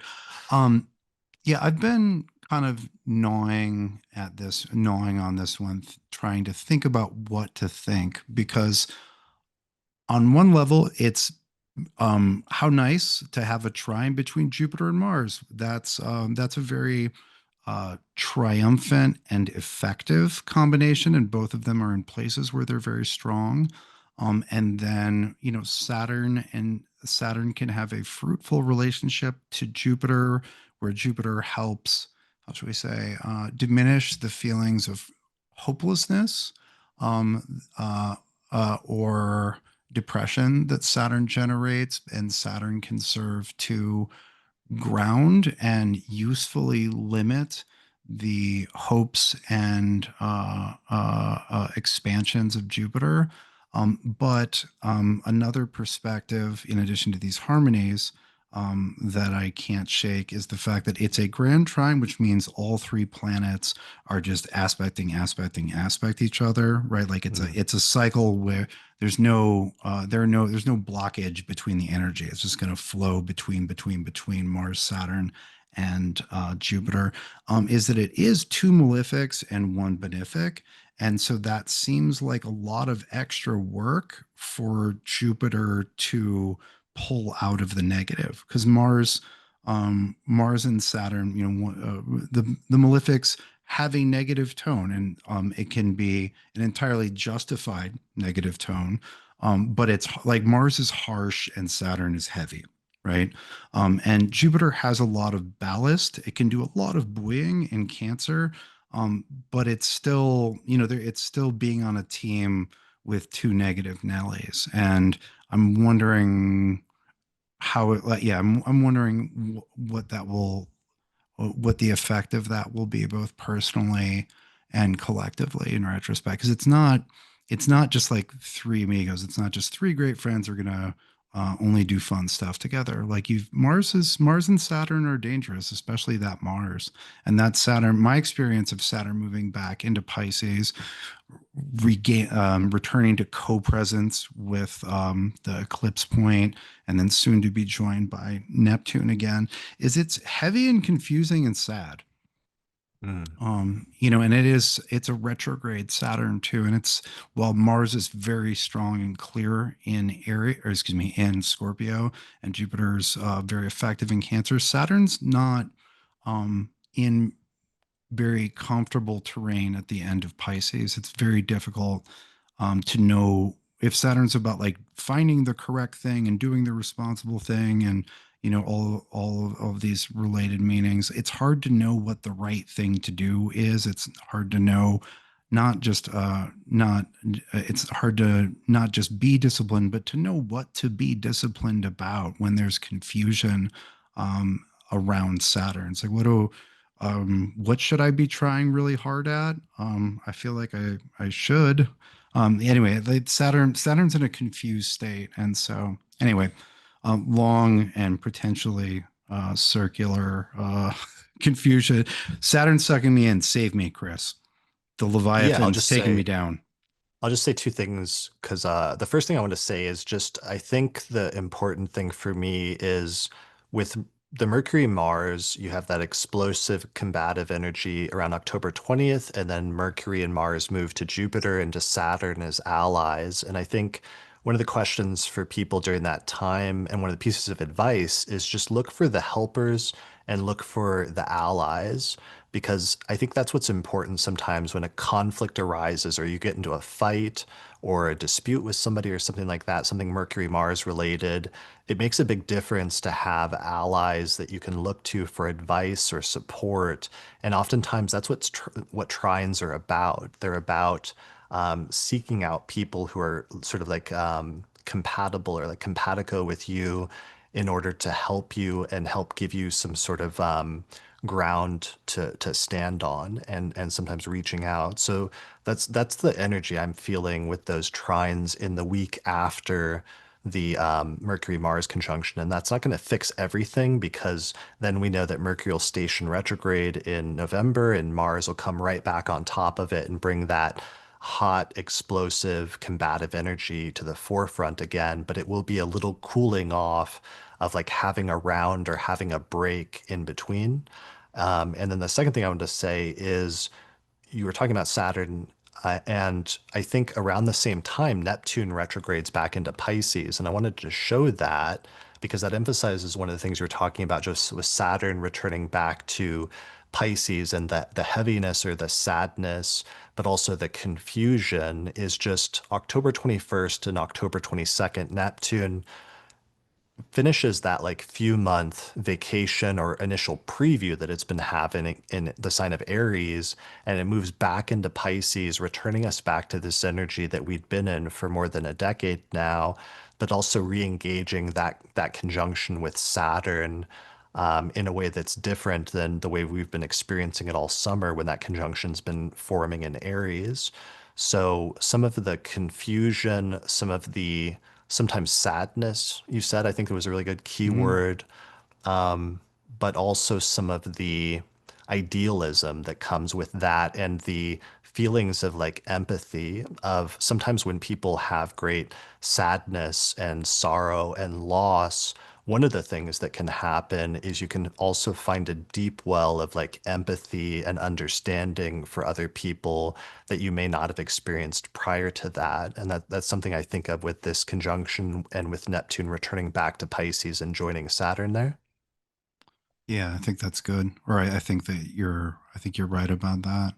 Yeah, there's a, yeah, there's definitely a sense of like sadness, grief, loss, but none of which are really possible without extending the sphere of compassion, right? Unless you're only feeling for you. But yeah, Yeah. there is, Just especially after that eclipse in Pisces, it's like eclipse in Pisces, Saturn in Pisces was just so heavy.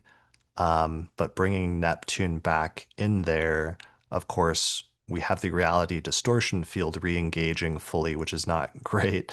But there's also another element to Neptune that brings in a sensitivity and a compassion that can be very positive sometimes. And I think that's the positive thing that it will be importing into that sign that's different than what we all just experienced in September. yeah, I mean, if we're going to contrast Neptune in Aries, what we've learned of it so far with Neptune in Pisces, um, dreaming of the real sadness of the world, Neptune and Pisces, is probably infinitely better than dreaming of war as a solution.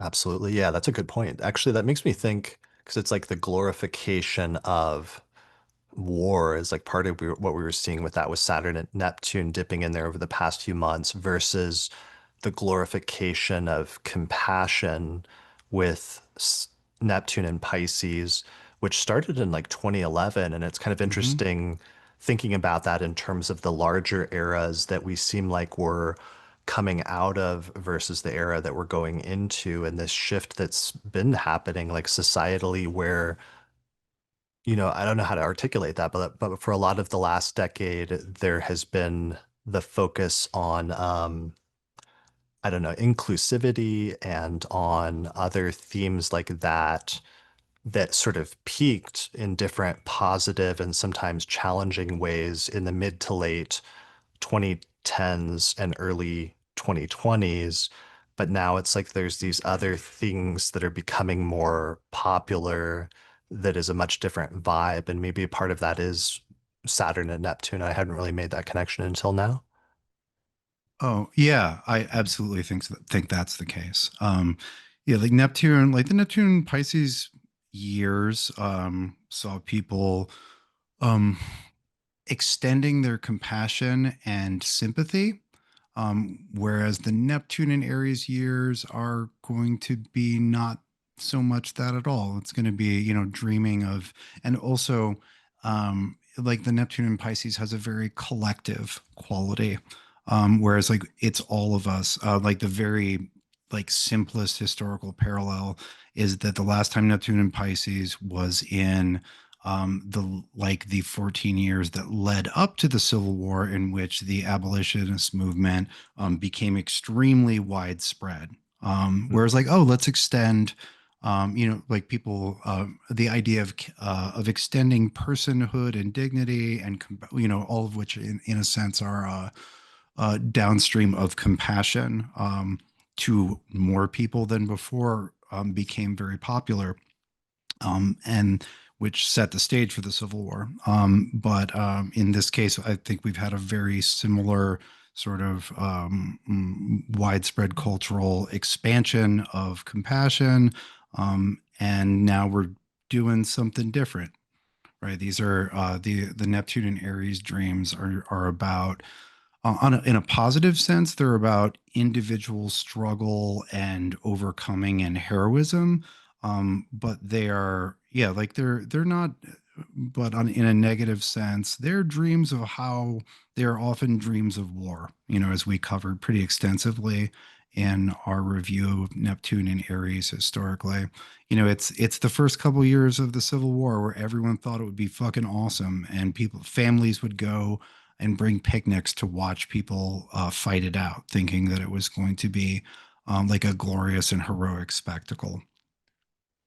Right. It's interesting that you mentioned that and the difference between like the abolitionist movement, and the difference between what led up to the Civil War versus the Civil War itself. And it makes me think of like how like in museums and stuff, like some of the stuff involving slavery is like being, and the historical record of that is being removed or like whitewashed from the record in some of the national museums and things like that. And that we're moving into this different era where um, that had been the focus so much of the last decade, but it's like moving into something else that is not putting the focus, or is in some instances like obscuring what happened in history and trying to um, glorify other things basically. Yeah, yeah. I mean, the and Neptune as sort of mythologizing and glorifying the substance of the sign that it's in is a really consistent thing. One example that we talked about earlier in the year with Neptune and Saturn in Aries is on in an exact Saturn Neptune conjunction. You had the both the actual event as well as the subsequent mythology of the 47 Ronin in Japanese history, which was about all of these samurai getting together to kill the person who killed their lord, and then being punished for it, but the nation going wild for what was essentially an act of collective vigilante justice, right? And there's that Aries, like warriors together acting, doing the right thing even outside the law, right? And we've seen we earlier we had this sort of potential repetition of some of those themes with Luigi Mangione, and we'll see how all of that and other things go. But yeah, the glorification of like harsh, individual warlike action, as opposed to like big collective compassion and grieving, et cetera, et cetera. Um, and we'll be talking about this for years because we're just anyway. I think it would be use I will be, and I'm sure you will be, and I would suggest to the viewers to just like pay attention to the last 10 days of the month, because that's when you'll see Neptune slip back into Pisces, like out of Aries, right? So pulling back into that place that it was for almost all the 2000 teens and was up until right around the equinox this year. But we're almost done. Neptune moves back on October 21st and back into Pisces on October 21st. And then we'll only be back in Pisces until the end of January of 2026, when it moves into Aries and will be present there for another decade plus. Okay, so this is the last trip of Neptune and Pisces that we start this month. Yeah, this is the last. I don't know if it will be a hurrah. I think it's going to be pretty sad with Saturn there with the eclipse with Rahu, the eclipse point. Right, yeah. One last thing that this made me remember is did you see that? I just saw the headline. I didn't see all the details, but it was something about the Wounded Knee massacre and like awarding medals to the US soldiers somehow this week that were involved in that massacre rather than commemorating it as a massacre seems relevant to what we're talking about the difference between Neptune and Pisces and the that era that we've been in versus the era that's like we're moving into now. I don't know if you saw that headline. I didn't, but yeah, that does sound very par for the course, right? Neptune in Pisces being about like, oh, let's think about what a tragedy that was, or Neptune in Aries being like, oh, let's think about how heroic and fucking awesome that was. Right, where there was like 300 Lakota people that were massacred, and there were 39 um, soldiers that were like, or 25 soldiers that were killed, and retroactively awarding medals to the soldiers and sort of whitewashing the history of like a massacre essentially sounds like very much about like this idea that we're talking about of Neptune moving into Aries and like glorifying the martial element of things of like the violent and the warlike and different things like that, as opposed to the sort of like era of empathy or whatever you want to call it that we were in for such a long time, which was a good thing because it made a lot of positive progress, but then also a lot of people became uncomfortable with that. And so now we're having this like reactionary movement against it currently. Yeah, yeah. Yeah. I All think right. Well, that's still not fully formed, but we'll continue like thinking about that as we're trying to get a feel for what Neptune is doing as it's making this ingress into Aries and setting in this new era.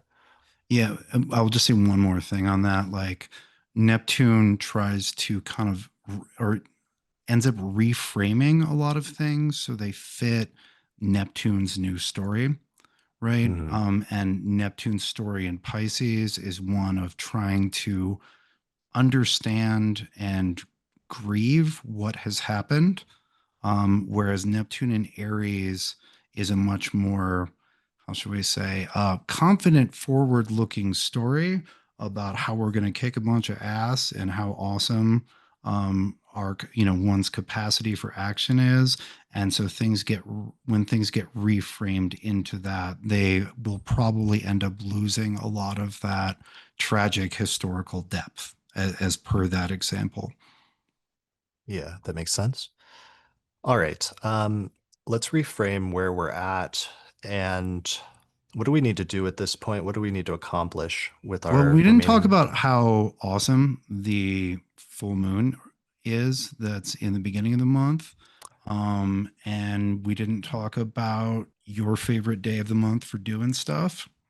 Oh, my favorite day. Okay, yeah, that's a good one. Why don't I give that first? Okay. Because my favorite day, I had a different options, but the one I'm going to share for electional chart this month, because there's one that's later, but it's closer to the Mercury-Mars conjunction, but it takes more finesse to actually use that constructively and not let it blow up in your face. So I'm going to give what I think then would be the safer option for the general public, which is an election earlier in the month on October 4th.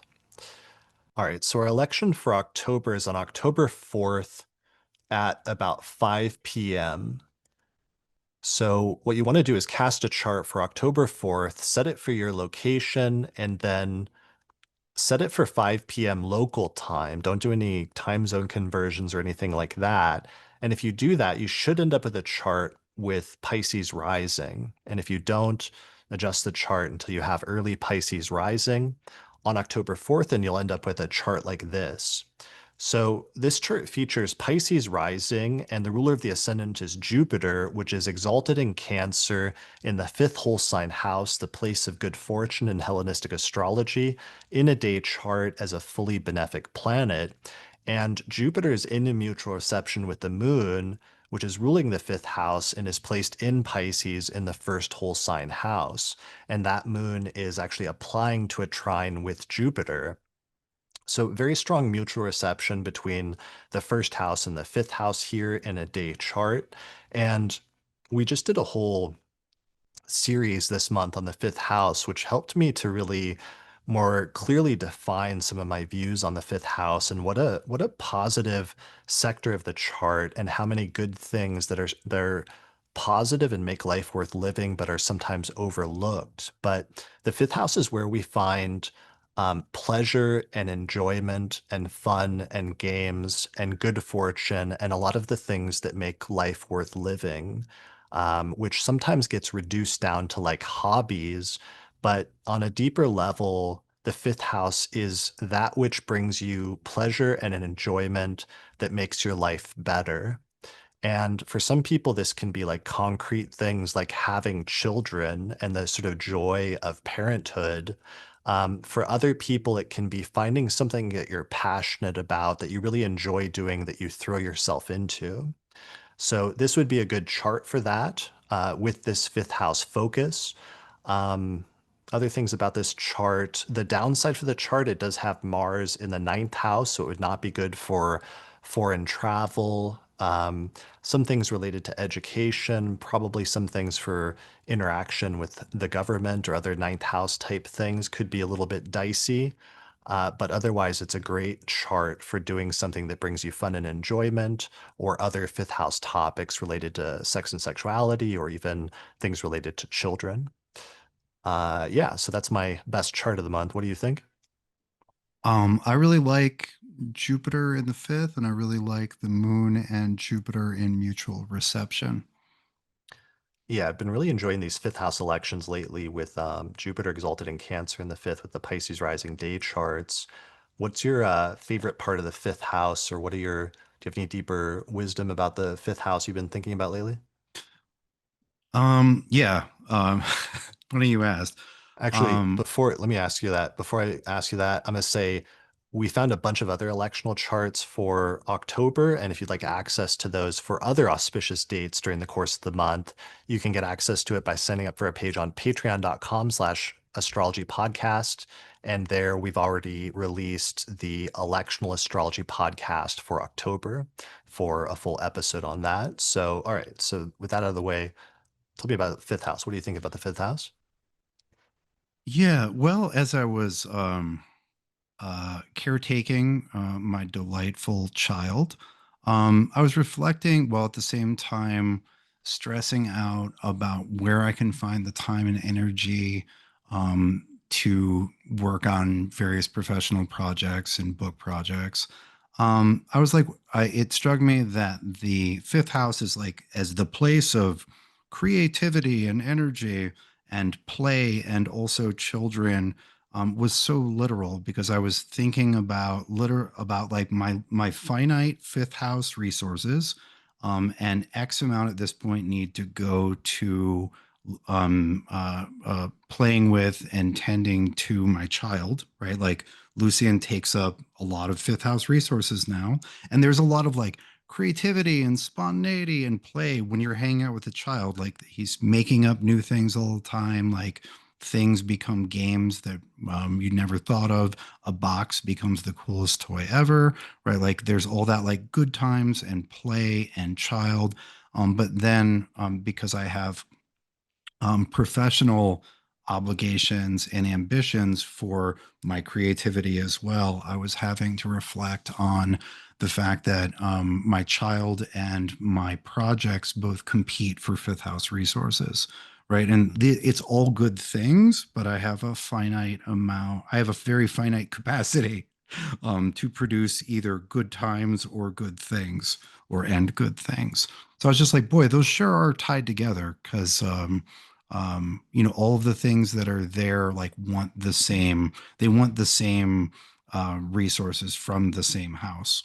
And that was just as Mars, which is the ruler of my fifth, moved into my fifth. I like that. That's a great insight. I like the phrase you used, like a finite amount of time, because that makes, Energy, right? Like the fifth house to like create something, energy, and it's like worth it and it's exciting and it's awesome, whether that thing created is a child, a book, an awesome party, whatever it is, it takes energy to bring that into being, and it's awesome once it comes into being, but you just don't have an infinite amount that you can bring into being. yeah. Well, that makes me think of something I thought about after I finished recording all of the Fifth House episodes that I wished I'd included is I talked a lot about how the fifth house represents children because it's the succedent house that follows after the fourth, and therefore it represents partially the continuation of your family lineage Hmm. and the continuation of the shared family lineages of both the partners that get combined into one, into your child. But the other part that I wish I'd emphasized more also is that one of the things we discovered when we did the fourth house episode and dug deep into it was the associations of the fourth house with death and the end of life. And therefore, with the fifth house also being the house that follows after that, is like Hmm. what comes after death. And in what ways is your own life continued after death. And one of the ways that your life is continued after death is through your children. But And also, through your whatever great works you leave behind. yeah, that was the second point. I was going to be through the creative works that or other things that you create that are fifth housey that are also continued after your death as part of your legacy. So the fifth house has a lot deeper and more, I don't know, like interesting meanings that you might think unless you really think about Hmm. it and some of the implications. Yeah, yeah. And it is also just a fun time, or on top at the most superficial layer, which is also a real part of the structure of the fifth, is there's just like hanging out and having fun, which is a meaningful amount of what taking care of a toddler is, right? Like Mm, there's a lot of like just having fun and teaching words and reading books and et cetera, et cetera. And it's very cute and sweet, but that's attached to all of the that other much more significant over the long term impactful stuff. But yeah, I like that's nice, like point discovering and looking at the really consequential parts of the fifth house, which presents as a more fun, casual, low pressure place.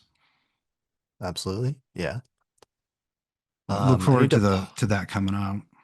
let's wrap this up. Let's land this plane and let's talk about the two lunations that we're going to have this month, the new moon and full moon, and then we'll wrap this episode up. So, our first lunation this month is a full moon in the sign of Aries, which occurs around October 6th, um, right in the middle of Aries. And this is a lunation you were looking at, and you've been paying a special attention to how it is applying to Jupiter afterwards, right? Yeah, we've had so many rotten and afflicted lunations lately, and especially the last two, like the last two were eclipsed, and so this is the first proper lunation that isn't eclipsed since the end of August. And so this is the return of the light, right? It's a full moon that doesn't turn weirdly blood red.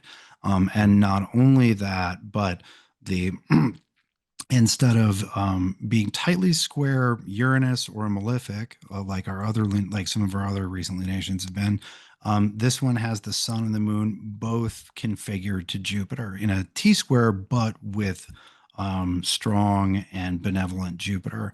And the moon in particular moves from its perfect opposition with the sun, which marks the moment of the full moon, into a square with Jupiter, which it also rules because it's in Cancer.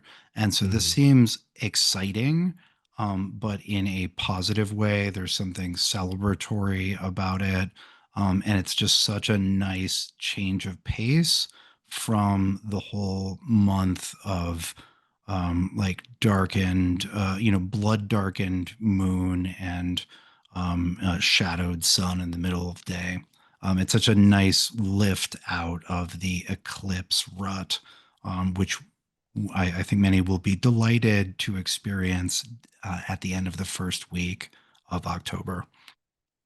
totally, yeah, because this is the thing that fully breaks us out of eclipse season once and for good is having a fresh lunation that's like, not an eclipse.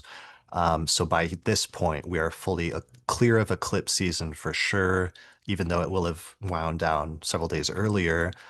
It's nice that it bakes in that Venus-Jupiter sextile. So Venus is at Hmm. mid to late 21 degrees of Virgo, applying that sextile with Jupiter. So it bakes that into this lunation, which is a positive thing.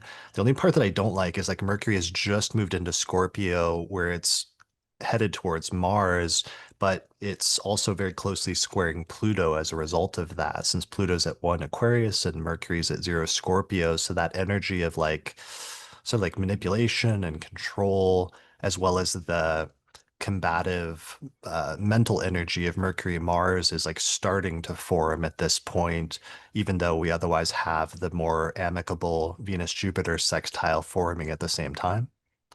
Yeah, it doesn't like this doesn't solve all problems, but it's a much more pleasant backdrop against which to, um, whisper about rumors with Mercury Pluto, or gripe and criticize with Mercury Mars. It's at least it's at least it's a strong positive offset for the challenges that we mentioned. Right, right. Yeah, I like anything that might extend that Venus-Jupiter conjunction from the beginning of the month to be a little bit more long-lasting than it could be otherwise. So that's our first lunation of the month, that full moon of heightened energy and feelings around October 6th. Then about 2 weeks later, we get our second lunation of the month, which is a new moon in the sign of Cancer, or a new moon in the sign of Libra, happening at about 28 degrees of Libra on October 21st. And this one's interesting because on the one hand, it's overlapping with the Mercury-Mars conjunction. So it's kind of weird that the first lunation of the month happens like right as Mercury moves into the sign-based aspect with Mars, and then the second lunation goes exact right as that conjunction has culminated and is finally starting to barely recede. Um, so that's a little problematic, but the good part is it's nice that Venus is fully in Libra at this point, applying to that square with Jupiter in Cancer. And so there's this emphasis of the Venus in Libra and the benefic energy at the same time as again, a counterbalance. Yeah, yeah, there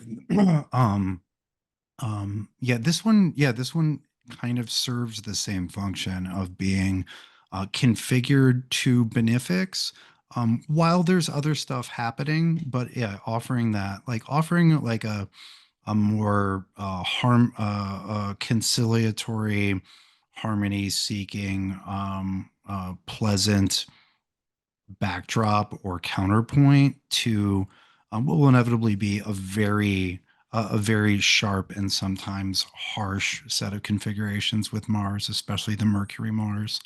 So again, Mhm. like it doesn't mean that the Mercury Mars isn't there and doesn't matter, but at least it's not only not making it worse, it's actually probably going to blunt some of the worst case scenarios for a lot of people. Yeah, and bring out a positive counterbalance so that it's not all just the challenging things, but the benefics are like stepping up to the plate to do their best to try to, because the malefics tend to like their function universally tends to sometimes be to tear things down and tend to that side of existence, which is the disillusionment of things, whereas the benefics tend to the side of building things up and increasing life in some way. And so Hmm. it's nice to see them like stepping up to the plate to bring in the life-giving and the building up forces to counterbalance some of the more like tearing down or decaying forces. Yeah, balancing the creative and sustaining versus the destructive and dissolving. And then Mm, both also will point to, like, the benefics will point out, hey, you know what's not awful? And then point, you'll be like, you know what, that isn't awful. I haven't been thinking about that. Whereas the malefics will be like, hey, you know what sucks and you need to pay attention to that thing over there. And so, just in terms of the economy of our attention, like the benefic emphasis will sometimes usefully redirect the mind towards things that are actually good that we might have been ignoring, that are present within our life, which is in and of yeah. itself sustaining, right? Because if you have a great relationship and you don't ever pay attention to that or feed that, then it becomes a less great relationship. Like the Mm, redirection of attention towards something positive is sustaining. right. So it's like the at the same time the forces of like divisiveness are peaking with the Mercury Mars conjunction. The forces of like unifying and reconciling and calming things down are also sort of like peaking as a counterbalancing weight in those two adjacent signs of Scorpio and Libra. Yeah, yeah, that's a nice way to put it. Which is good. It's, planets are in Libra. How nice that the positive and negative are somewhat balanced at multiple points this month, Yeah. rather than just Yeah. being run over by the eclipse dragon train. The Eclipse Dragon, that ended up being a great one. And we were talking personally lamenting about the eclipses, and you talked Mhm. about how one of your favorite analogies is like a roller coaster, and I think that's a really good analogy. Well, thank you. Yeah, because that's, the as you know, the nodes show you how far above or below the sun the moon is. And so if you watch that over time, you would see the moon basically being on a roller coaster. And that's how eclipse season feels to me, like a dragon coaster where you were just hanging on and trying not to puke. And you had a good analogy as well that was Yeah. had similar feelings, a similar feel experience associated with it.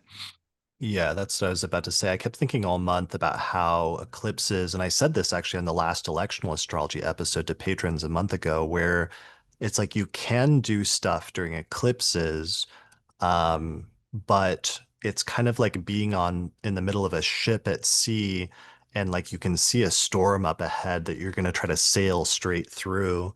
And eclipse season is like being on a ship in the middle of like a huge storm, and it just like tossing you all around and trying in many instances to blow you off course because there's Mhm. both crazy stuff happening in personally, and there's crazy stuff happening around you and like world events that's, and the wind is just attempting sometime to blow you off course. And you can try to course correct, and sometimes you'll be strong enough to be able to like stick to that and stay the course and get through to the other side.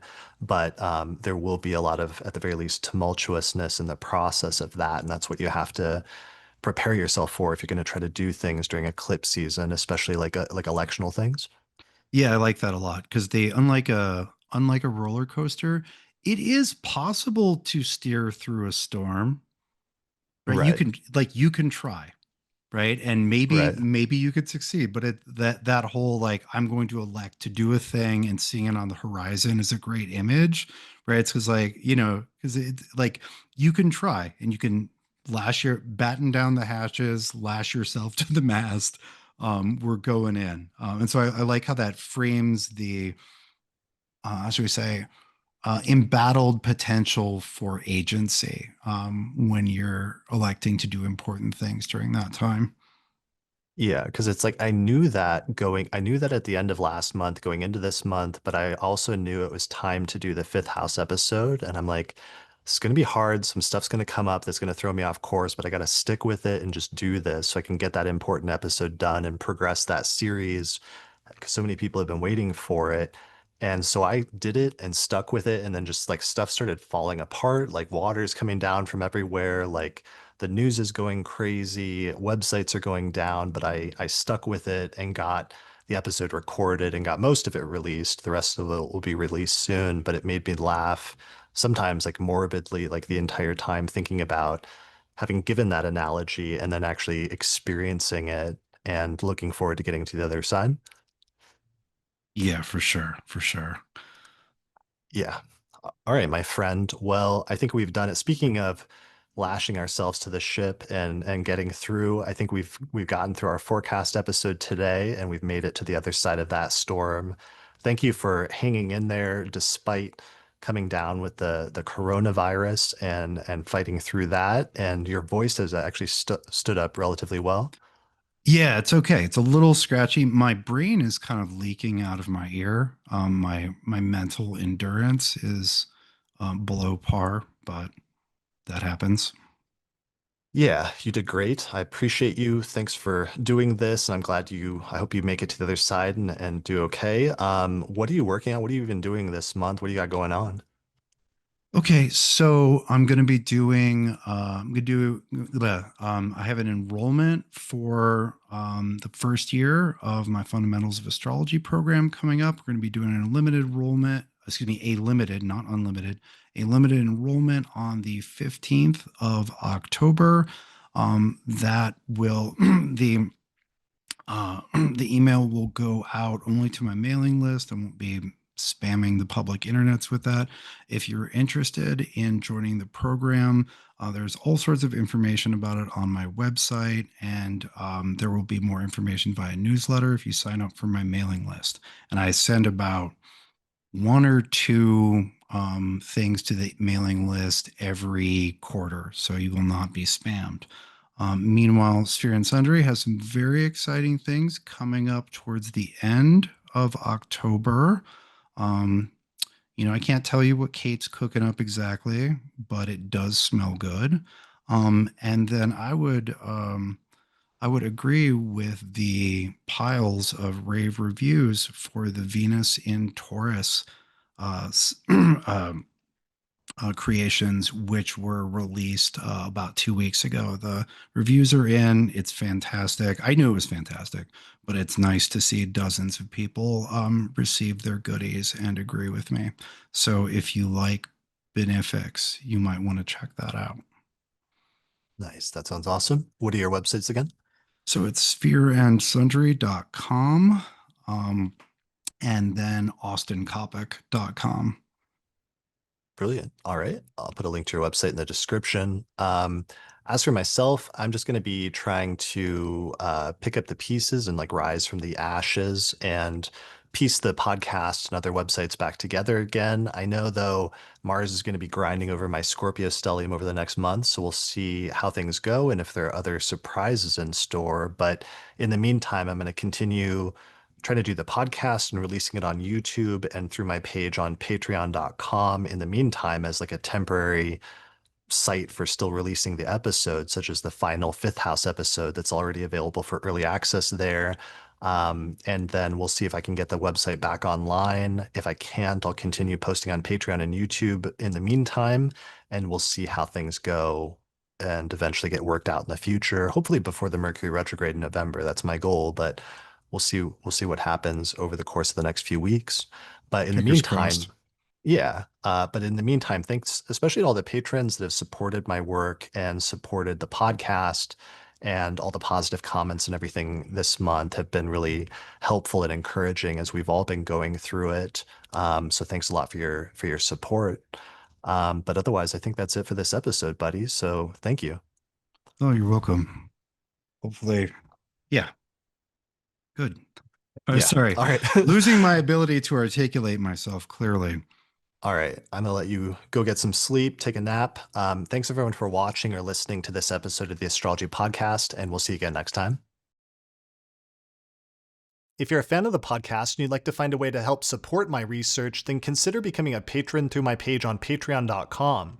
In exchange, you'll get access to subscriber benefits such as early access to new episodes, the ability to attend live recordings, the monthly electional astrology podcast, an exclusive podcast series called the Secret Astrology Podcast that's only available to patrons, or you can even get your name listed in the credits. For more information, go to patreon.com/astrologypodcast. Special thanks to patrons on my producers tier, including patrons Christy Moe, Ariana Amour, Mandy Ray, Angelique Nambo, Issa Sabah, Jeannie Marie Kaplan, Melissa Delano, Sunny Bazbaz, Kwatsi Alabarahu, Annie Newman, Ginger Sadlier, Berlin West, and Nikki Crawford. People often ask me if I'm available for consultations, but unfortunately I'm not right now because the podcast takes up so much of my time. However, I did create a consultations page on the Astrology Podcast website that has a list of astrologers that I recommend for astrological consultations. You can find that at theastrologypodcast.com/consultations. The astrology software we use here on the podcast is called SolarFire for Windows, which is astrology software for the PC. You can get a 15% discount by using the promo code AP15 at the website alabe.com. For Mac users, I recommend the software AstroGold for Mac OS, which is astrology software for the Mac computer made by the creators of SolarFire for the PC. You can get a 15% discount with the promo code AstroPodcast15 through their website at astrogold.io. If you're really looking to deepen your studies of astrology, then I would recommend signing up for my Hellenistic Astrology course, which is an online course in ancient astrology where I take people from basic concepts up through intermediate and advanced techniques for reading birth charts. There's over 100 hours of video lectures, plus monthly webinars and Q&A sessions, and then at the end of the course you get a certificate of completion saying that you studied with me if you pass the final written test. Find out more information at theastrologyschool.com. Finally, shout out to our sponsor for this episode, which is the United Astrology Conference, which is happening September 3rd through the 9th, 2026 in Chicago. Find out more information at uacastrology.com.